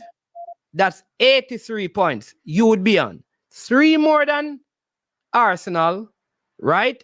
And based on where City is at right now, you would be 5 more than City. And City have a game in hand. 2 games in hand against you, which means that they can still pass you. Yeah, but it's not a must that they will. Right. All right. So hold on. Do you believe? Here's the next question I'm asking. Do you believe that there has been any game this season where a team could say they were blatantly robbed in a game against Liverpool, that they lost points? Because if you give your points, you don't believe so? No. You don't believe so? No. Okay. No. All right. But you believe. So you believe Arsenal. So watch this now. So I'll give you that. Do you know that Arsenal were robbed against Newcastle when we get 1-0 at St. James Park? So I'm going to add those points to Arsenal. Do you know that? Man, that's why I don't want to go down the road there with you. But that may I tell you, so your argument don't make no sense, and just listen to you, man. Hear what I'm saying. Just 2 seconds, because I'm going to talk. I am saying the intangibles of what happens after those games plays a massive part in what would happen in the game. If me get them points against Tottenham, get them points against City, get them points against Arsenal, I have no idea how that will affect the team moving forward psychology, especially City. How it will mess with the mates coming to Anfield. Yeah, but Demo, you getting the points again. Hold on, Demo. You getting that decision. The decision against Arsenal is the Odegaard hands. That gave you what I'm saying to you. At the point of that game, there's no guarantee that you'd have won the game. That's fine. I am saying so. What I am saying to you, however, is that you had clear-cut opportunities enough in those games that if they had scored, you would have won the game.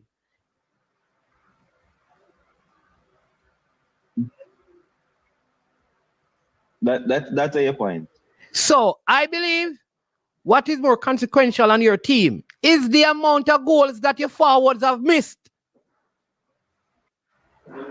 And I am saying, management, to the last time, give us the opportunity. Maybe we wouldn't even have to have them chances there for miss the chance them, because the situations might not turn out the same way if I get all of them chances there. Like me just say, things would have been so much different. Like we probably would even not try to create no chances once we score the goal. We would just keep the possession of the ball.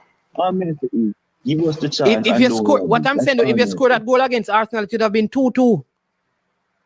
Yeah, and that's fine. We'll take the point and we'll move on. But it turns Arsenal, out that we lost. But remember that Arsenal scored a goal after that to go 3-1. So it would have been 3-2. Probably would have been the same that Messi and a super football world. Okay. All right then, Demo. Yes. Demo, bless up here, man. Yeah, sorry, I know why you get depressed here, sir, because a dangerous thing that. All right. Demo's season is over. As far as winning the league is concerned. All right, bless up. That was Demo. And line for you, we have Dre Anyweather, who has joined the show. Andre, I know you want to talk some EPL, but Dre's here because he was over there on the ground at the successful U17 camp in North America, where we saw young Jamaicans from Spain, from England, players from top clubs in Spain, top clubs in England coming over for this, top clubs in the States coming over for this camp. Lots of talent on display. We saw Dre, spending a lot of time also giving direction to the president of the Jamaica Football Federation. He has moved from the penthouse and gone into the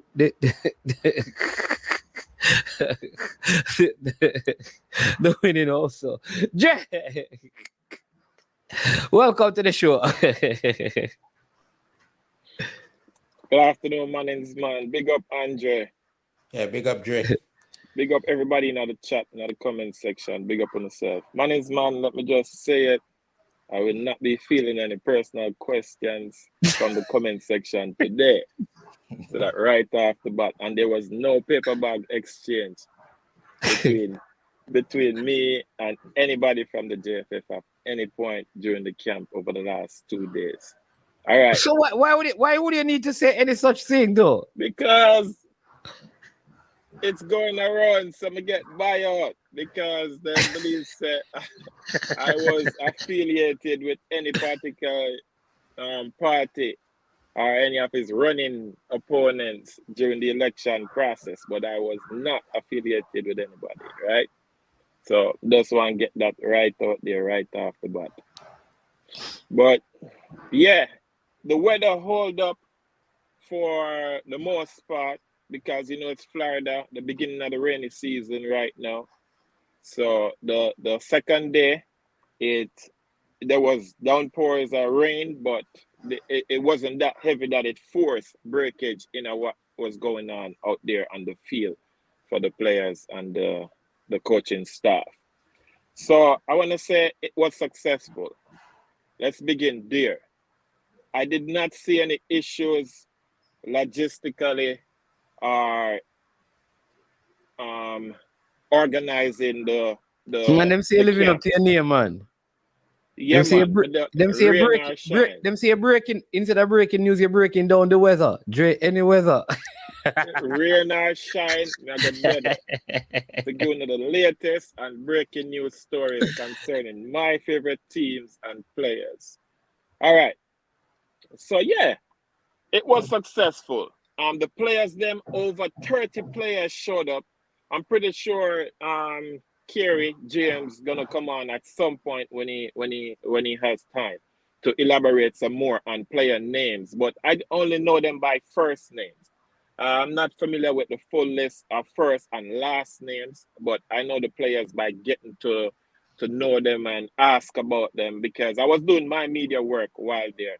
I was invited to know by the head coach to come and do some interviews, interact with the coaching staff and the players, help with logistics as best as I could. This is not my first camp. I've been to under 15, under 17. So it's Florida, my place, my ground. Oh yeah, and some of the people them off YouTube did come up to me and introduce themselves and hail up and thing and big up. So it was a good experience for everybody involved. They're asking if the interviews that you did are for $2.99. In this case, no. And I know that probably I come from Brian or Jason, you know. In this case, no. But I do have some exclusive that's available if those interested for $2.49 over on the TikTok subscription only. All right, so that's another.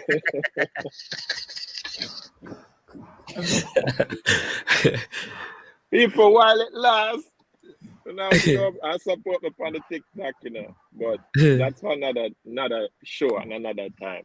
Yeah, back to the camp, the under 17 camp. There were some dignitaries present too. Of course, you guys see the picture with me and the president. We talked for about 5 minutes on day one, and day two we talk about 10 minutes until Kerry James snatch him up and bring him to talk to the parents then, because he probably said that I have too much of a long conversation with the president.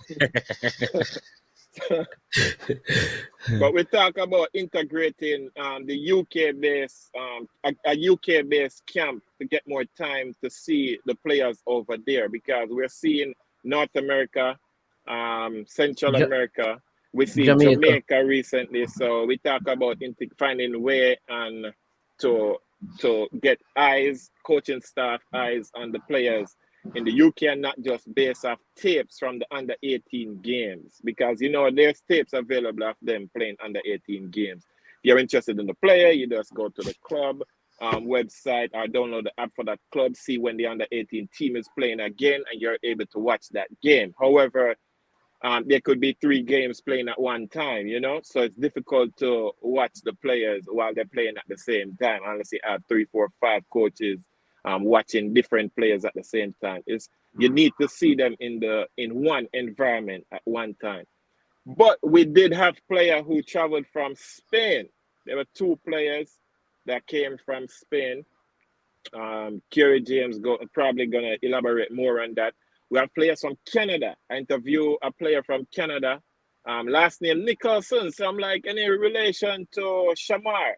And unfortunately, he was not. But he was a defender. He was impressive in my eyes, evaluating the player. He was impressive. So we may see him in the near future when the official under 17 is called. But he was one that stood out. He scored a header in the scrimmage also.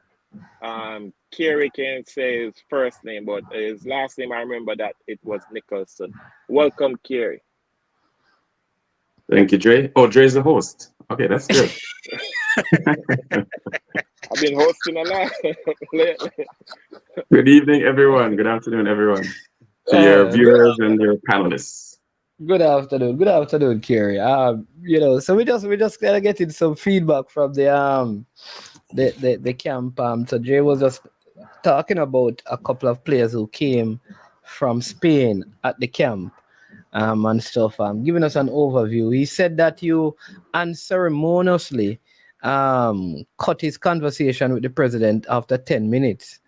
You know, for whatever reason, you were fearful of an extended time between them both. I don't know what would have led to that. But he said, you know, you grabbed him and brought him over. But let that be as it was. But just give us your take on the camp. And I know you did a couple of interviews on your Instagram, Kerry_Kai.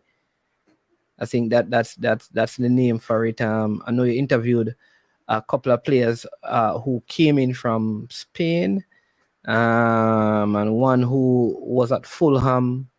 I know I saw that one, and then I know that there's one from New York.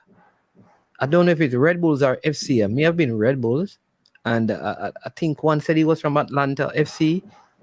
Not sure, but you can tell us. Yeah. So interviews. Go ahead.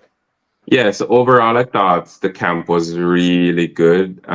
This is like the fourth or the fifth one that we've had with this age group, and I think this is the best collection of players that we've had so far.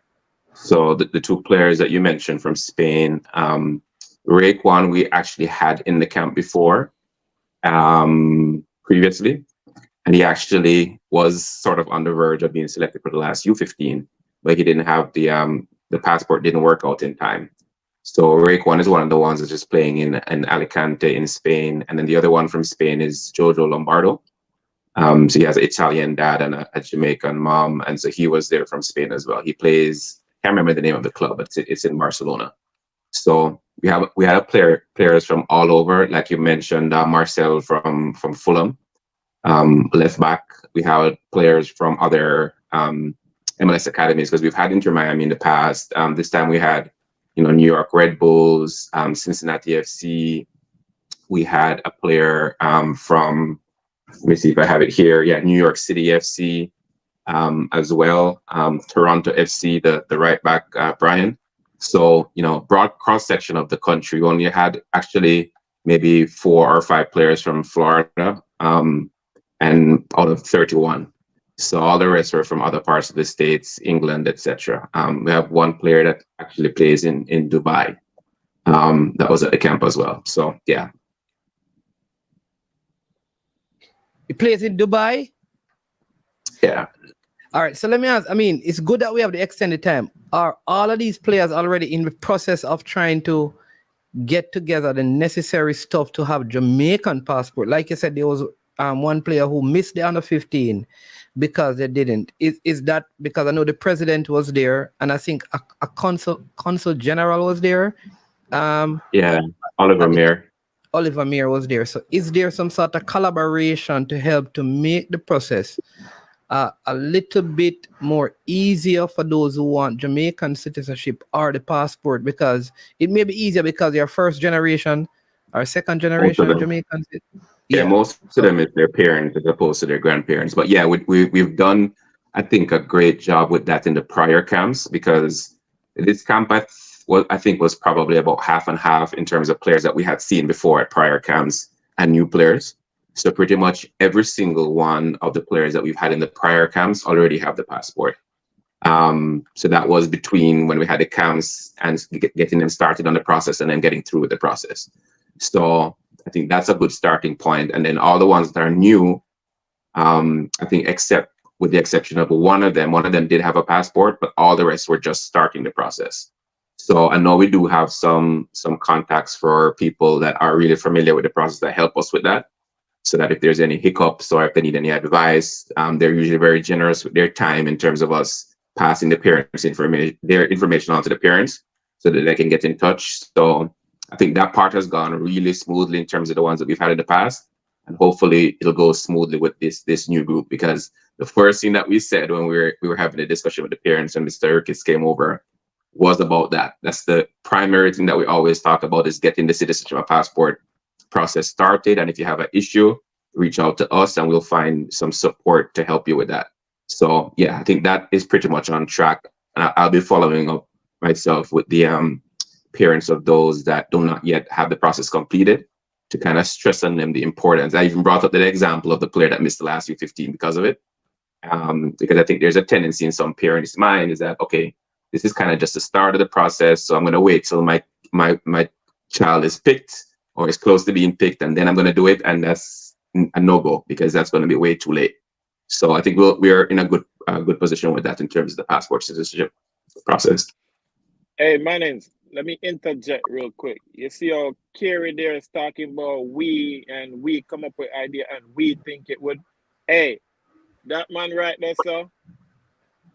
You hear them say jack of all trades and the master none. Man is jack of all the trades and the master of all. Because the man I do the coach up, I could do coach him on the field, you know. So after the coach give them tactics, you know, then the man come out with film sheet, you know, and the man say get the name. Don't worry. Normally nothing is on the sheet, so you don't have to worry. Nothing is empty. It's like a grocery list. And then hear him. Because I guess so the pressure apply now, because now him a tell which player who are gonna switch up positions and where them are gonna play upon the field. And a player with some play center mid, and we can also play left wing. When the time come now, Kerry apply the pressure for say him play, and if him can back up where him say him can play left wing. So him are gonna end up a show where him can do on the left wing. Not only that, you see all of them think they say, we idea was this and that. Him out there direct and I delegate the coaches and the president for what to say and what to talk to the parents them about. Him a do everything on the field out there, run up and down, busy like a bee, you see him there. Non-stop. All right. But curious on like a big coach, man. Based on Dre's analysis there. Field coach. Yeah, but that's very good to hear. Somebody's asking what's the name of the player from Dubai. Jaden Wins. Jaden was there before at one of the original camp. Yeah, man. I think the first camp we had, he was there. Jaden. I don't think he was at the very first one, but he's been at all the ones since then. Yeah.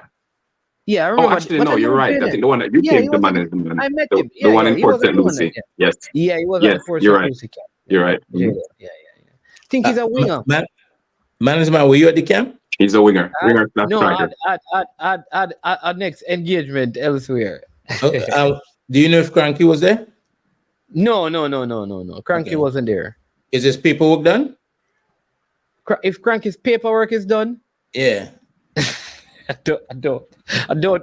I feel like I can't answer that question because I'm not sure what it is in relation to. So I'll leave it alone. But I also heard, I know you weren't here for the one in Jamaica, Kerry, because there was a camp in Jamaica, and I know there's supposed to be some sort of integration. In fact, I just heard from one of my friends in Trinidad that they have secured a couple of games against Jamaica. I don't know if that has come out with the Jamaican, but a friend in Trinidad, not this one right here, that is my friend from Trinidad, one who's actually at the club in Trinidad. You have a lot of friends in Trinidad.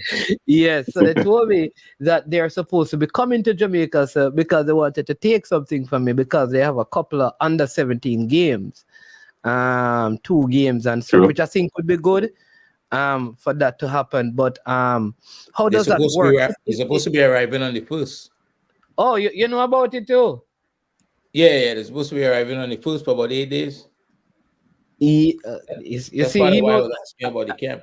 I didn't know about the 8 days. You see what I mean? So there you go. So what I want to find out though, Kerry, is that will that be for the players who are in Jamaica, or will some of the players at least be able to travel down, seeing that it's just friendly, sort of like a camp? Are you aware of any of that, or can you speak to any of that? Yeah, I don't want to preempt Coach Butler in terms of the extent that we're going to integrate in this particular 2 games, because from my understanding, it was not a thing that was planned months in advance. It was kind of something that came up as an opportunity discussion between Trinidad and Jamaica. So it's sort of in a way like a last second type thing. So my impression is that we're going to be able to include a few players. There are issues timing wise with, for example, the players for the academies. It actually takes a lot to get them released from the club to play, for example, in the camp that we just had. So we don't want to kind of overdo it with this. So I think most of those players wouldn't be available. But my understanding is that a few of them will be. So a few of them will be able to travel and integrate with the domestic set that we saw last week. Yeah, and how important was it for the president of the Jamaica Football Federation to be at the camp? Very important, because he even came over and gave a talk with the parents when we give our normal debrief as to what we expect and different things that they should be looking out for. So I think the fact that he was there kind of underscores the importance of the program, because we've talked on the show many a time about the fact that we're not really taking advantage of the talent that we have in our diaspora. And so when we started these camps, we sort of had permission from the JFF. And then it got to the point where we were endorsed by the JFF and we were provided with gear. And then it got to the point where the person that's in charge of everything, which is Coach Butler, was given the job for the U17. and then now we have the president, here over this weekend. So I think it shows the parents that we're serious about capturing the talent that we have available to us wherever it is, whether it be in Jamaica or elsewhere. And so the fact that he was there, I think, kind of just further proof of how important that we see utilizing all our talent, because we haven't been. When is the last time that we've been to a youth World Cup? Was it 2011? 2011, That's yeah. a while now. So I think we want to get back there, and part of getting back there is to make sure that we have we turn over all the stones and we find out where the players are, what level they're playing at, and then not only just selecting them and putting them in maybe like a tryout for a couple of weeks in Jamaica, like what we normally do, but actually develop them and prepare them in continual camps, so that we have a good idea once we get to the point where we have to select a team to actually say, okay, these are the best players we have domestically. These are the best that we have from England or US or Canada or wherever else.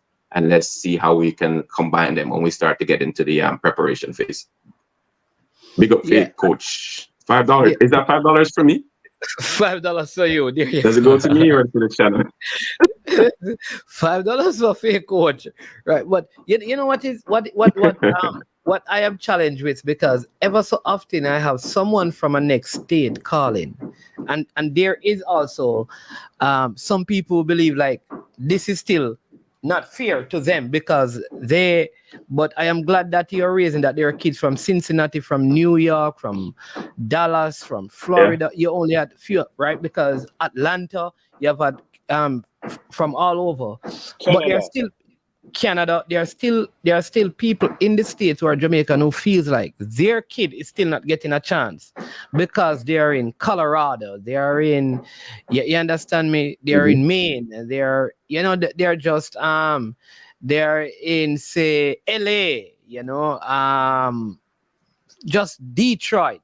They're just But Mannings, we gave them adequate time by putting the information out there on all the platforms then to prepare for the travel and finances in order to make the trip over. People travel from Texas, other countries, Dubai, all over the world to get here. So there's really shouldn't be any excuse except if their club, the only excuse should be that on that time or date the player is playing in a tournament for his club and the club won't release him. Yeah. But what I would add to that is, I just want to add to that because we're not insensitive to the fact that the ideal situation would be to have a camp in all 50 states and to have one in 10 cities in England and to have one in Belgium in case we have some players there. But we also have to realize the situation that we're working with. So before we started to do these overseas camps, it was even less of a possibility, right? Because pretty much you'd have to be selected to train with the national team in Jamaica, and maybe you'd only have a few foreign-based players invited to that, and then that's all you'd have to try to make the team. So I agree with you that it would be ideal if it was more broad-based, but we also have to kind of take into account reality in that. It started in Florida essentially because the main person that went out of his way to start putting these things together, start to get all of these coaches pretty much volunteer their time, was Freddie Butler, and he happened to be based in Florida. So I think ideally, yes. First of all, it does need to expand. How much it expands is going to depend on finance, right? So I know we have. Hold on. Yeah. Sorry, I just heard somewhere that it was a different person's idea. But we will not go there. I'm trying to avoid controversy 2024, so I won't comment either. Because to be honest, regardless of whose idea it is, it's a good idea, right? So let's work with it. Yeah. But that is true. But all right, so there you go. So that's good. And no, I'm not being some of the coaches and just I don't want to. Yeah. Jay, I was just gonna say that. I just wanted to just add something else. So, Yeah, I was saying that it would be ideal if it was more broad-based and we were able to have camps in all these different cities. And when we started this, I think you could probably, say that, okay, the Florida players probably have a bigger advantage because most of maybe the very first camp was mostly Florida players because it was the first time that we were doing it. But if you look at this camp, for example, except for the Inter Miami players, I think we had 3 or 4, and then we had a little bit of a issue with them, with their scheduling wise, because they had games. Apart from the Inter Miami players, I think we only had 2 other Florida-based players in the whole squad of 31. So, like, if you look at the list, Montreal, California, London, Dubai, Virginia, Massachusetts, Ontario in Canada, New Jersey, Barcelona, Atlanta, Cincinnati, New York, Spain, second player, Massachusetts, New York, New Jersey, Atlanta, Texas, DeSoto, Texas, Houston, Texas, Dallas, Texas. So those are all the places the players came in from. So it would be good if we could have regional camps where maybe a player from the West Coast, like the player that came from California, Jaden, maybe he could not have to travel so far if we had a camp in I don't know, San Jose or wherever. So, if we can get the finances to broaden this, I think it would be good. But in the meantime, we're kind of doing something that's never really been done before at this kind of level, to be able to really give players opportunity that don't live in Jamaica. So I understand the criticism that we should be bigger, we should be in England, which we're working on. But you have to start somewhere, and I think we've made a good start, and now we have to sustain it and then expand it. All right, so my next question, that's very good. And I totally agree with you, except that some may say we can't afford, like some parents, to do all of that traveling. They can, we can't, which is understandable as well.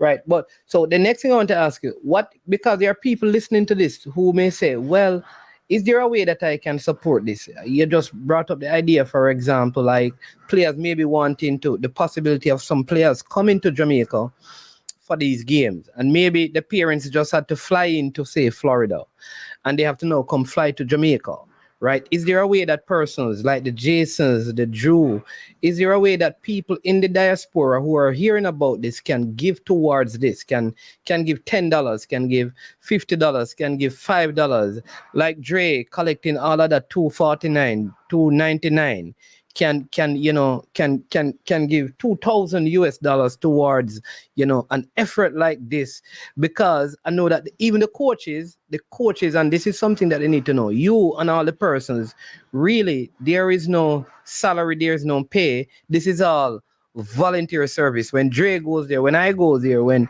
you turn up, when Richard Edwards turn up, when Freddie Butler, when Paul Goosey Bennett, when Leon Gardner, when Carlton Simmons, when Hopeton, when Boris Johnson, when these people turn up, right? When Roger Thomas, when they turn up, there is no salary, there is no payment. This is just volunteering. So how can people, as Dre hear about the 2,000 US in God. in God. Yeah. How can they contribute to this?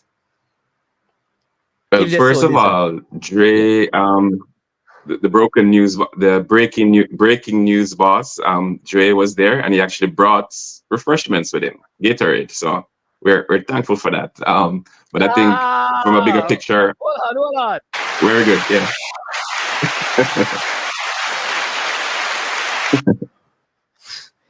Oh, Dre. Dre, we heard that you brought some lemonade down there, so we were just giving it a big hand clap,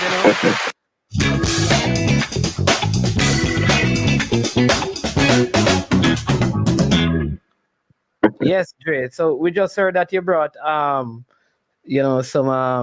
quench, what do you call it? Quenchade? All right, people. He's trying to calculate how much money he can send out of his account. But go ahead, Kerry, with what you were saying. Yes. Yeah. So I think to the point that you were making before about the support. So the U17 team, in addition to Freddie being named the head coach and Carlton being named the assistant coach, we also have in place now a manager and an assistant manager. I think you've met him already, management, because he was in Dallas as well. Omar is the manager of the under-17 team, and Carton from Glenmuir, I think it's Glenmuir that he helps out as a manager. He's going to be the assistant manager. So when we did the presentation to the parents that Mr. Ricketts was attending as well, one thing that Omar was talking about is that we're going to put in place a plan, fundraising plan, because essentially what we plan to do with the U17, both in terms of scouting players, also in terms of preparation, and then, for example, we plan to have some camps in Europe as well this year. So all of that is going to take money, and we already know that it's money that I don't know if this is controversial, but it's money that the JFF doesn't really have to be spending maybe that much on a youth team. So I think a lot of that funding is going to have to be raised also in Jamaica, but a lot in the diaspora as well. So I think maybe it would be good, maybe in the next couple of weeks, management, if you could actually have Omar on. Because he made a nice presentation to the parents.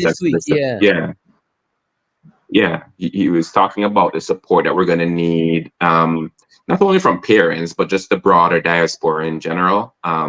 Because if we really plan to develop this thing in a proper way and sustain it, because we know that the World Cup, the Youth World Cup now is every year, as opposed to just having maybe like a 1 year spending for, over 4 years, now every year. So if we qualify for the tournament in January of next year, then we'll be in the World Cup sometime maybe towards the end of the year, the end of the summer.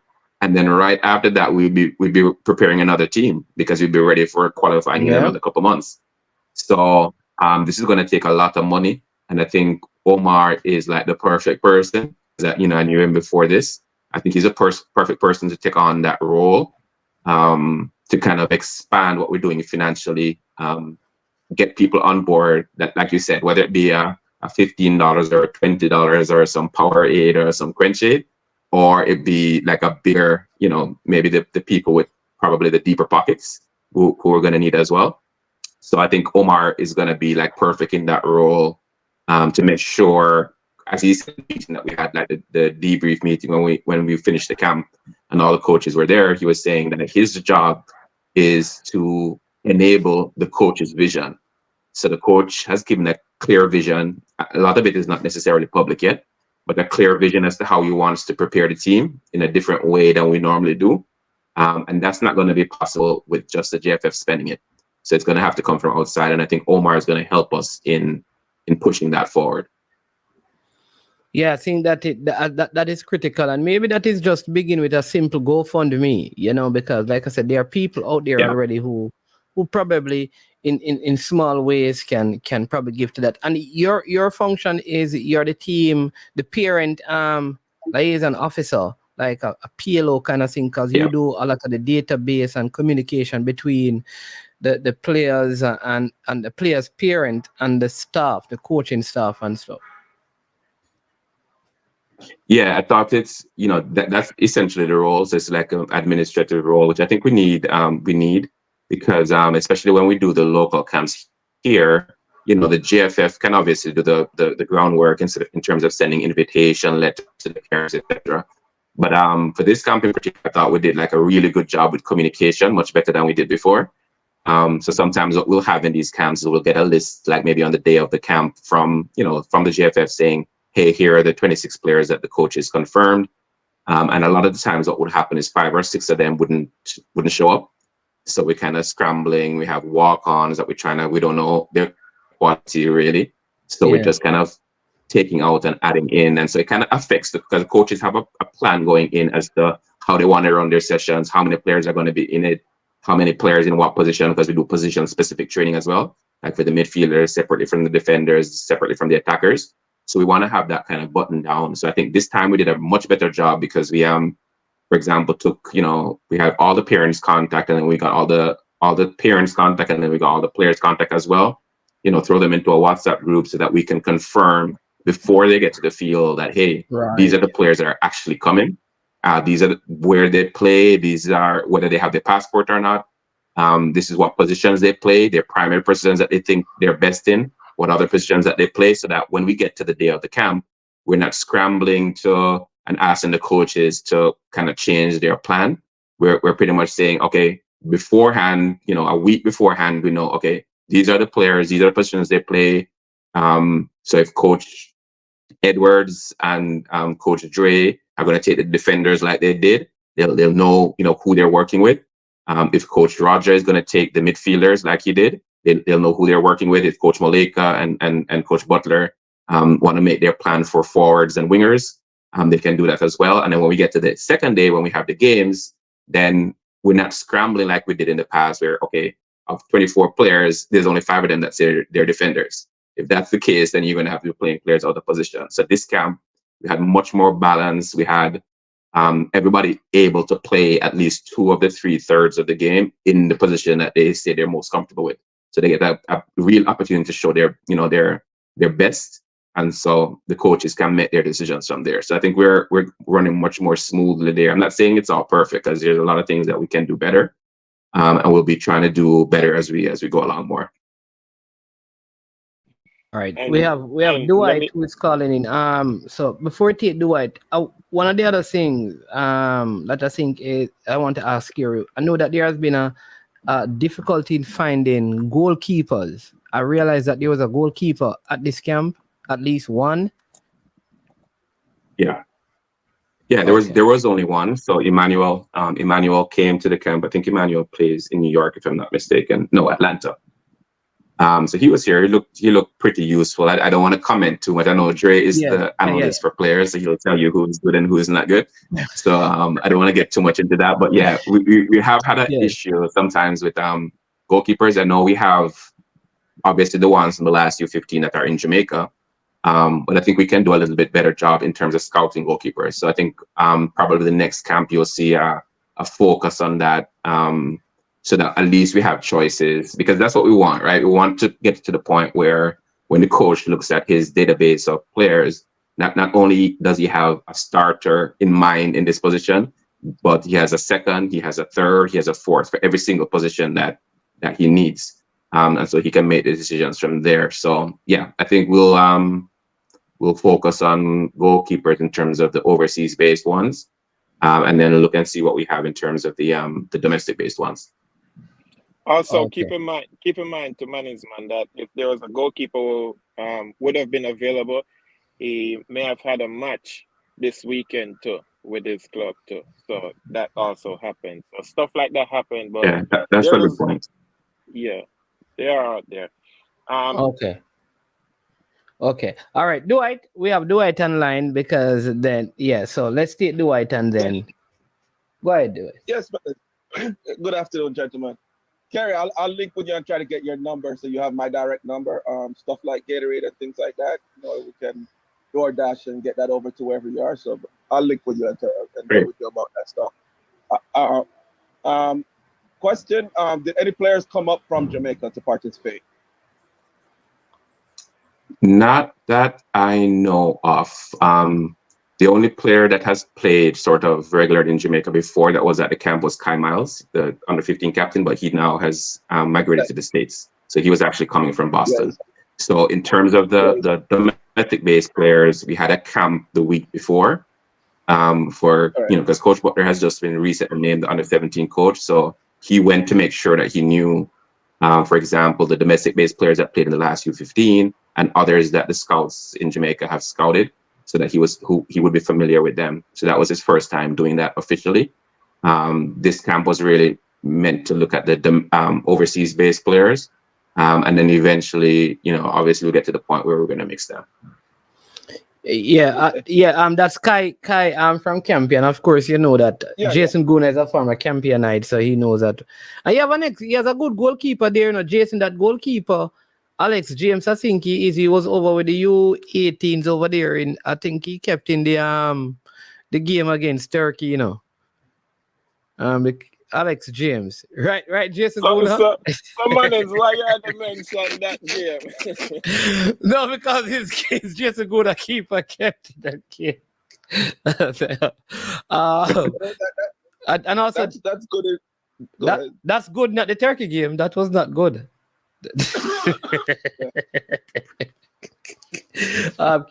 Simon is letting us know that he said that no, he played in the Mali and the James said no, he didn't keep in the Turkey game. I think Lynch kept. Oh yeah, he said I think Lynch kept in the Turkey game. Or at least I All saw right, him in the video walking on the field, so I guess it was Lynch. Yeah. All right, boss. The Campionite escape. Simon says, Josh, hold on. Let me just read this from Simon. He says, Josh Henriquez played regularly in Jamaica. I think that is the very expensive school. But go ahead. Yes. Yeah, he's similar situation to Kai, I think, because I was talking to him and he was telling me that he played in Jamaica, and then he moved to, I believe it was Canada. So he lives in Canada now. So yeah, so Henriquez is very similar to Miles in that both of them played in Jamaica, and then now they're either in Canada or the States.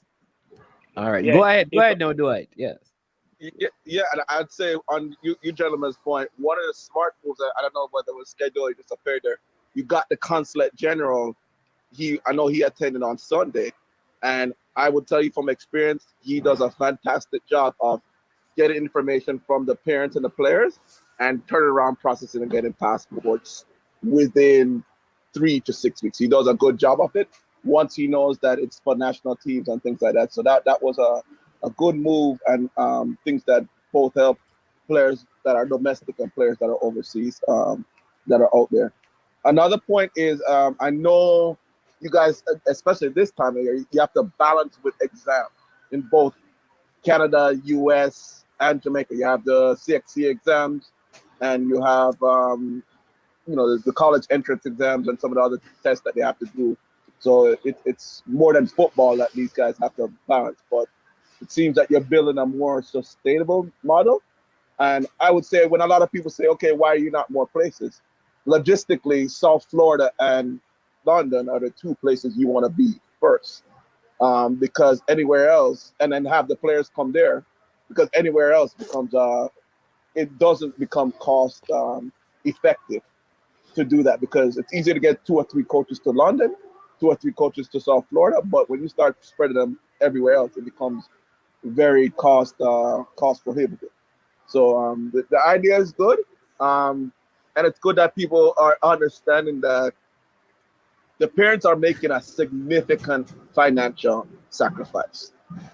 The parents of players that are abroad, it's not it is just over a $5,000 US, 6,000 British pound commitment that they're making to bring the kids to the camp, stay in accommodation.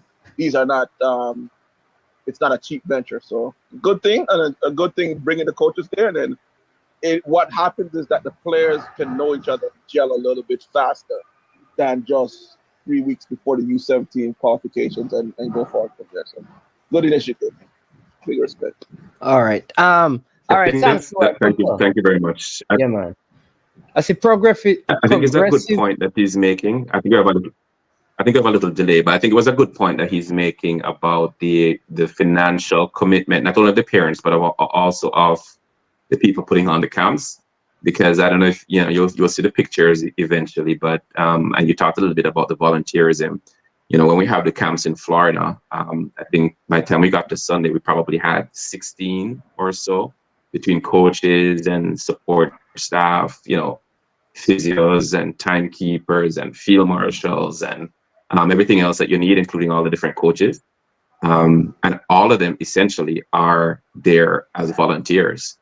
So if you were trying to replicate that, I'm not saying it can't be replicated. If we had a similar amount of people with a similar commitment in, for example, New York, which is not a hotbed of Jamaicans, we could do a similar thing there. But I think maybe it's easier said than done. I think the fact that we have this structure already in Florida, and I think the caller said it exactly how I'm thinking it, because that's a question that I always ask and make sure that we're on track with that, is that the 2 main places between Jamaica and Florida, which are really close, the other main place is probably London, right?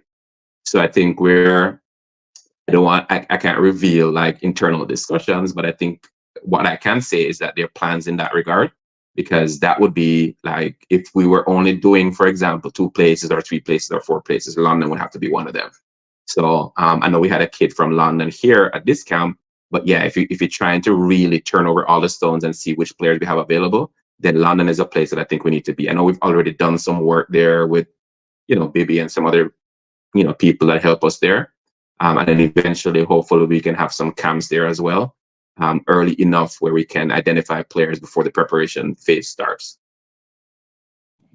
I Oh, see. I and see someone. Or go ahead. Go ahead. no, just real quick, it's a good thing you touch on Bibi name because when the squad finalize, when it gets further down, when we know like finalized squads and all of that, I think Bibi is going to be a part of the coaching staff to add to Altimont Butler, Boris Johnson, Vassar Reynolds, Greg Simmons.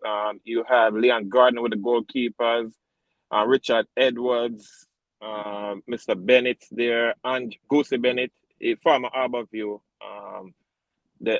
So it's a good core coaching staff, people. Just to let you guys. But I also think like a lot of these coaches are possibly for the camps, not necessarily for the team that is going to participate in the tournament. So we have to make sure that we distinguish those, because remember, while one is participating, there's a next group of players who should be in preparation because it's every year.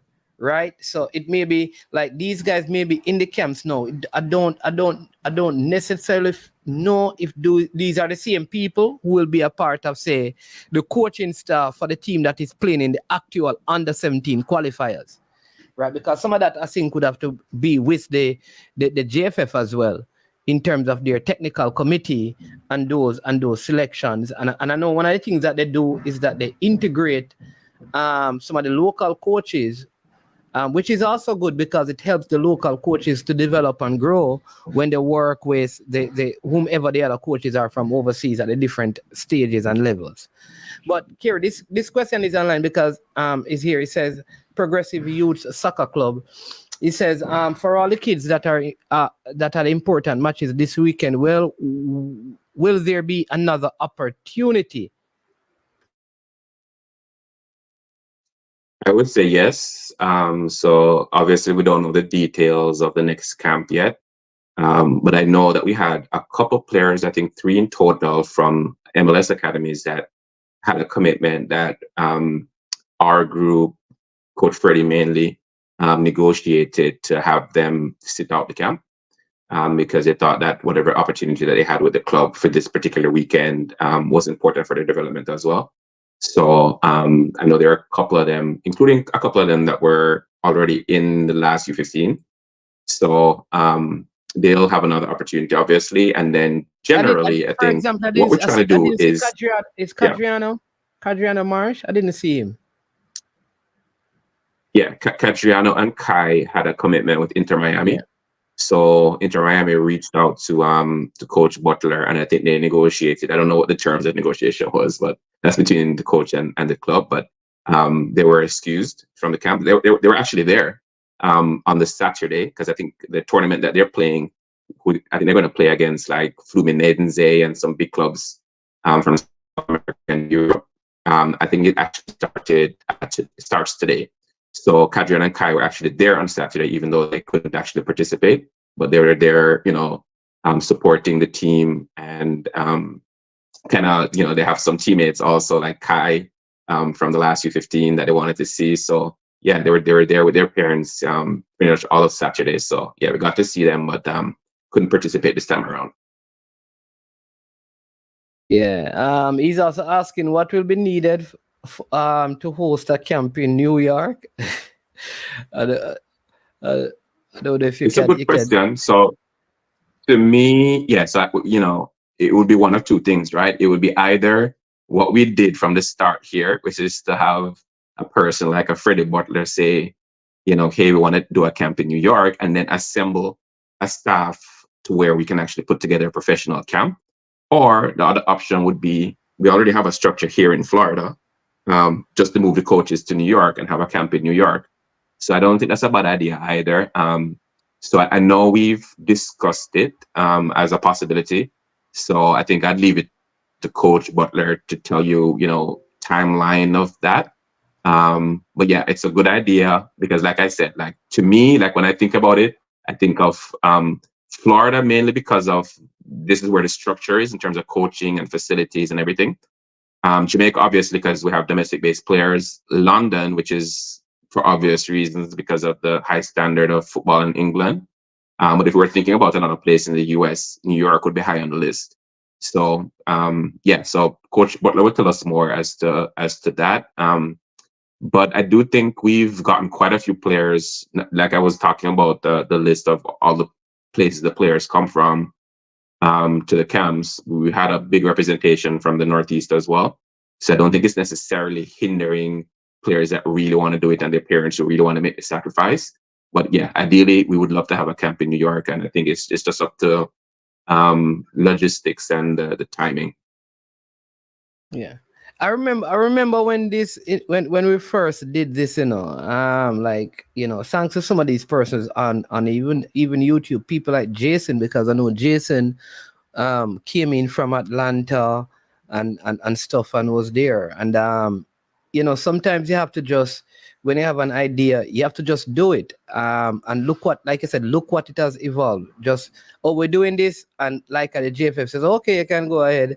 And then to the point where they started becoming more involved. No, it is a JFF basically project that they have employed coach Freddie as a coach to run it. So sometimes it takes someone just taking the initiative and just asking, listen, we'd love to do this. And then it's and from there, as it gets organized, as the piece begin to fall into place, that people come on board and create the kind of structure to make it work.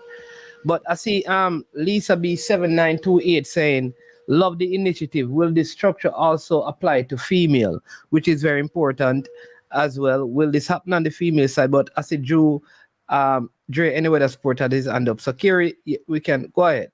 Yeah. So hold on real quick. So it's a good thing you say about volunteer and logistics and stuff like that. We want to also take time out to shout out to Sambo from Excelsior.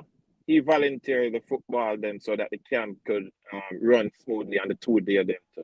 So a bunch of balls, he was responsible for those balls to being there, the footballs. So don't pause or no why in my statement. The footballs being there. So shout out to Sambo too. Yeah, one of the organizers of the Ali Cup, yeah. So those who are talking about who is the Rastafarian in that bad sweatsuit, that was Sambo and an Ali Cup and another Folly Cup. You understand me? Yeah. Green and yellow business. All right. Female side. Sorry, when I was up there, I also saw some young females, and I was saying that it would be good if this was done. But sometimes you can't be like the juggler in the circus, you know. Sometimes you have to get one thing and just keep on throwing and catching it instead of juggling two things at a time and one falls apart. But is this something that should be looked at in terms of enhancing the coming together of female footballers in the same way you're doing it on the male side? Well, what I would say is we'd love to find the equivalent of a Freddie Butler to do something like that on the female side, because I think it would be great to do that. But I was just thinking, even before you sent me the invitation to come on, I was just thinking of what a huge endeavor this particular thing that we're doing so far is.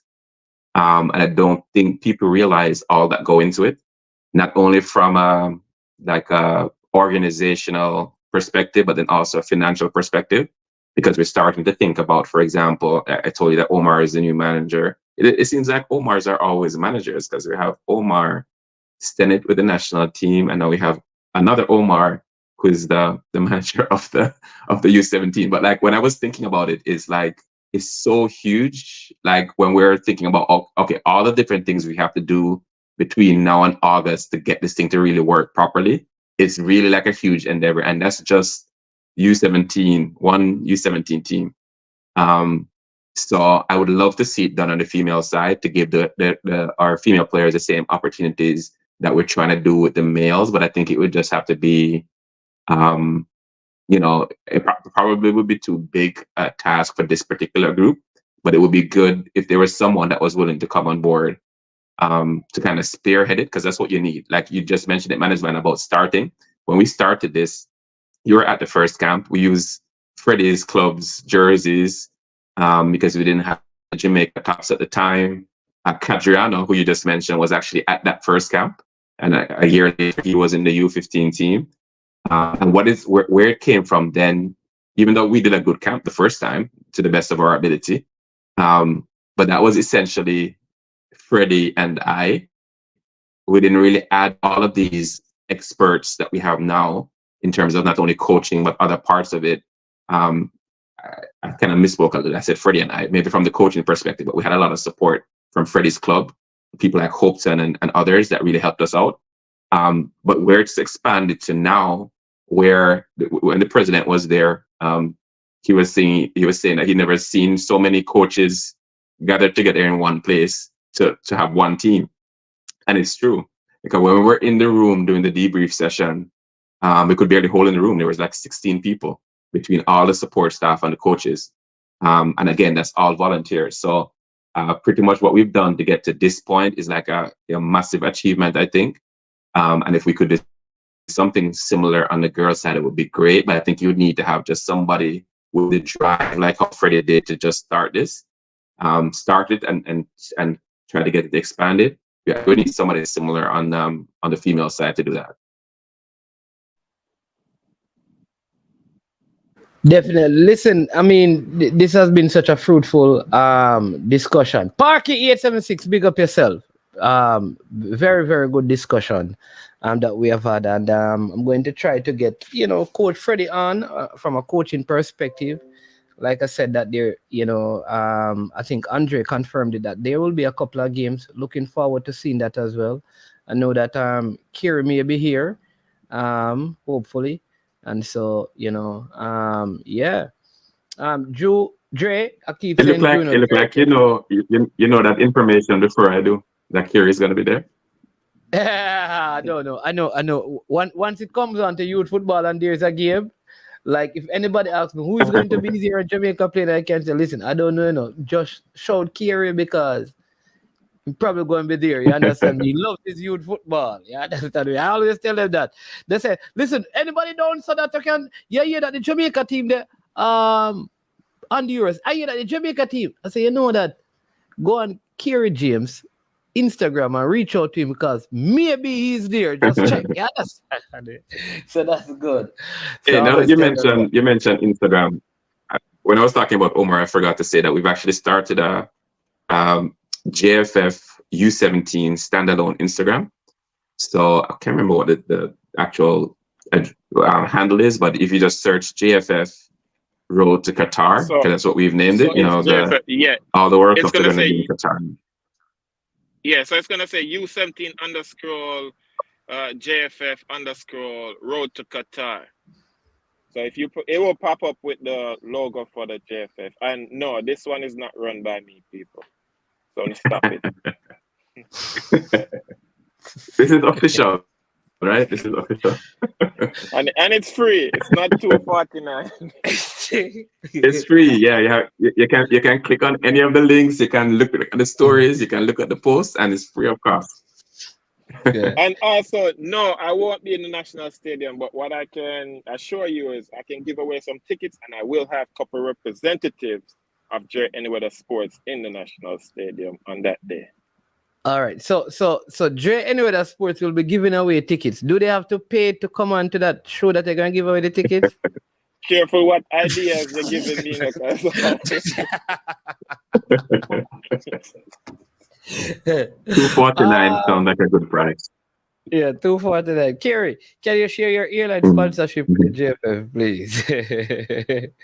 My airline sponsorship? Let me tell you, maybe like at this point, I could be rich if I didn't travel to watch football. So unfortunately, I have no sponsorship. I'm spending money to be there. Let's see.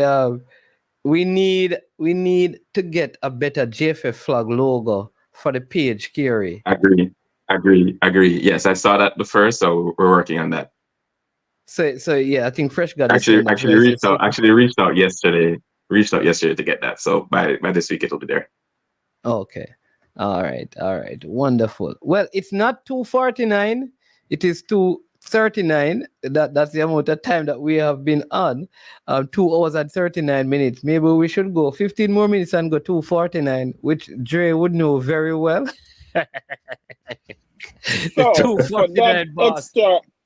for that extra 10 minutes, please allow me to take 5 minutes of that time. Go People, ahead.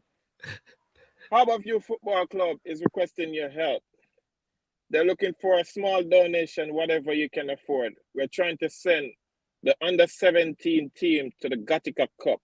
Very important tournament, and this is important for the club in the development of the youth. As we continue to be successful in tournaments that we do enter, we either win or we're in the finals. We run into Cavaliers or Kingston Football Academy, and for some reason we can't get over that hump when we play either of those teams in the finals. But when we go to international tournaments, we are successful, and the Gattaca Cup is a big target for the club and very important for the future of the youth development in Harborview and in Jamaica on a whole. So please, over my Instagram story, there's going to be an official link to the club's GoFundMe page. All right. And then for any other information you need, can also DM Harborview Football Club if you're interested in donating and you don't trust my link them. Then you can just DM Harborview Football Club. All right, so people, that's very important. 5 minutes, that. All right, Dre, big up. Thank you for that. All right, so go over there, people. Check it out. Dre, anywhere that sports, you can go over to the Harborview social media feeds as well. Listen, I want to say a big thank you to Kerry James and Freddie Butler and all the other persons who worked diligently to make this thing a success over there in Florida. These are the stories that we want to hear. And this is how we can impact the football. I mean, sometimes you just have to start something, and then all of a sudden you see it being endorsed by the federation. And if you wait on them to start things, maybe a lot of things will not be started. So just take initiative and just do what you can, where you can, and use what you have to do what you can, and then you'll find that support will come along. So we wish them all the best.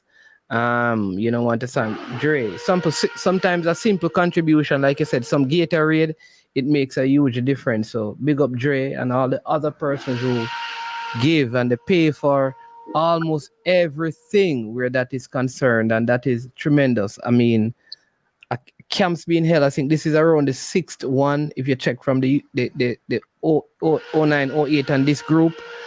And the JFF, they have not had to spend monies for these things, except that providing the official training gears after I think the first camp or two. So that's good as well. And this is what the Jamaican diaspora is capable of doing. Just making things work and making things happen at no expense to the federation, so they can spend money on doing other things. So again, Kiri, thank you so much for taking time to come on today. Always a pleasure talking with you. You understand me? I know they call you fake coach, but you're the real boss. You understand me?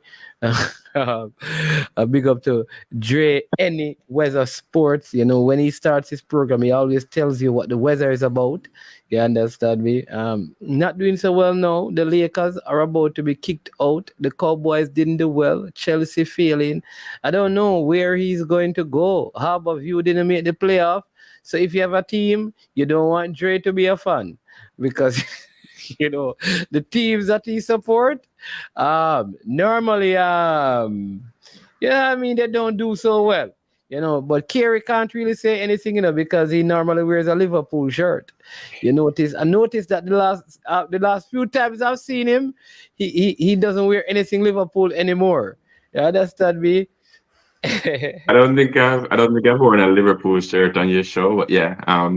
So regardless of the results, Really? still a huge Liverpool fan. But I'm yeah, very man. sure Oh, a I've seen Liverpool a shirt? Liverpool shirt before.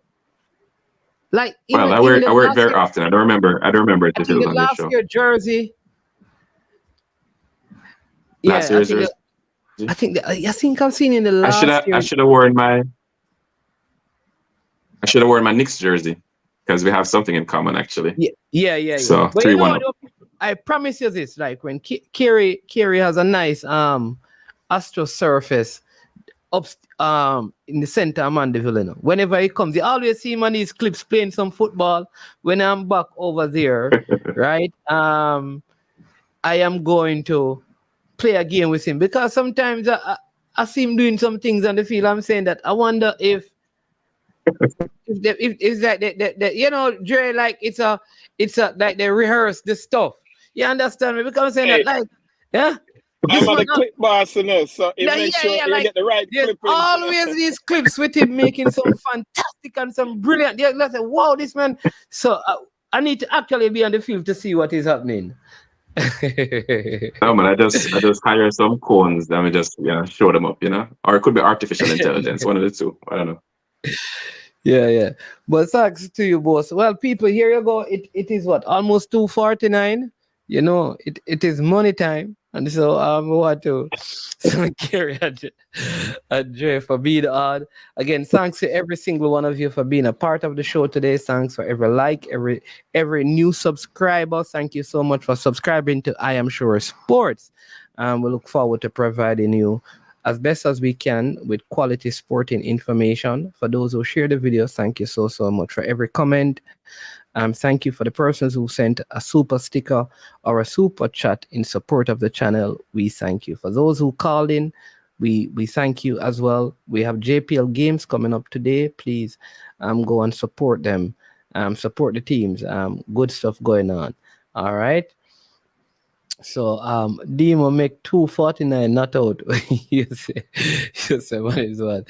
So big up to every single one of you. As usual, when it comes to the end of the show, you know how it goes. I am management. This has been I Am Sure Sports, and as usual, when we're leaving, we say we are over and we are OUT out of here. Boom, check it out. I don't know it's Jason. I'm a represent for I Am Sure Sports. For the latest news and updates, check out I Am Sure Sports. Make sure you go to the YouTube channel, subscribe and share. Jason representing I Am Sure. I Am Sure Sports.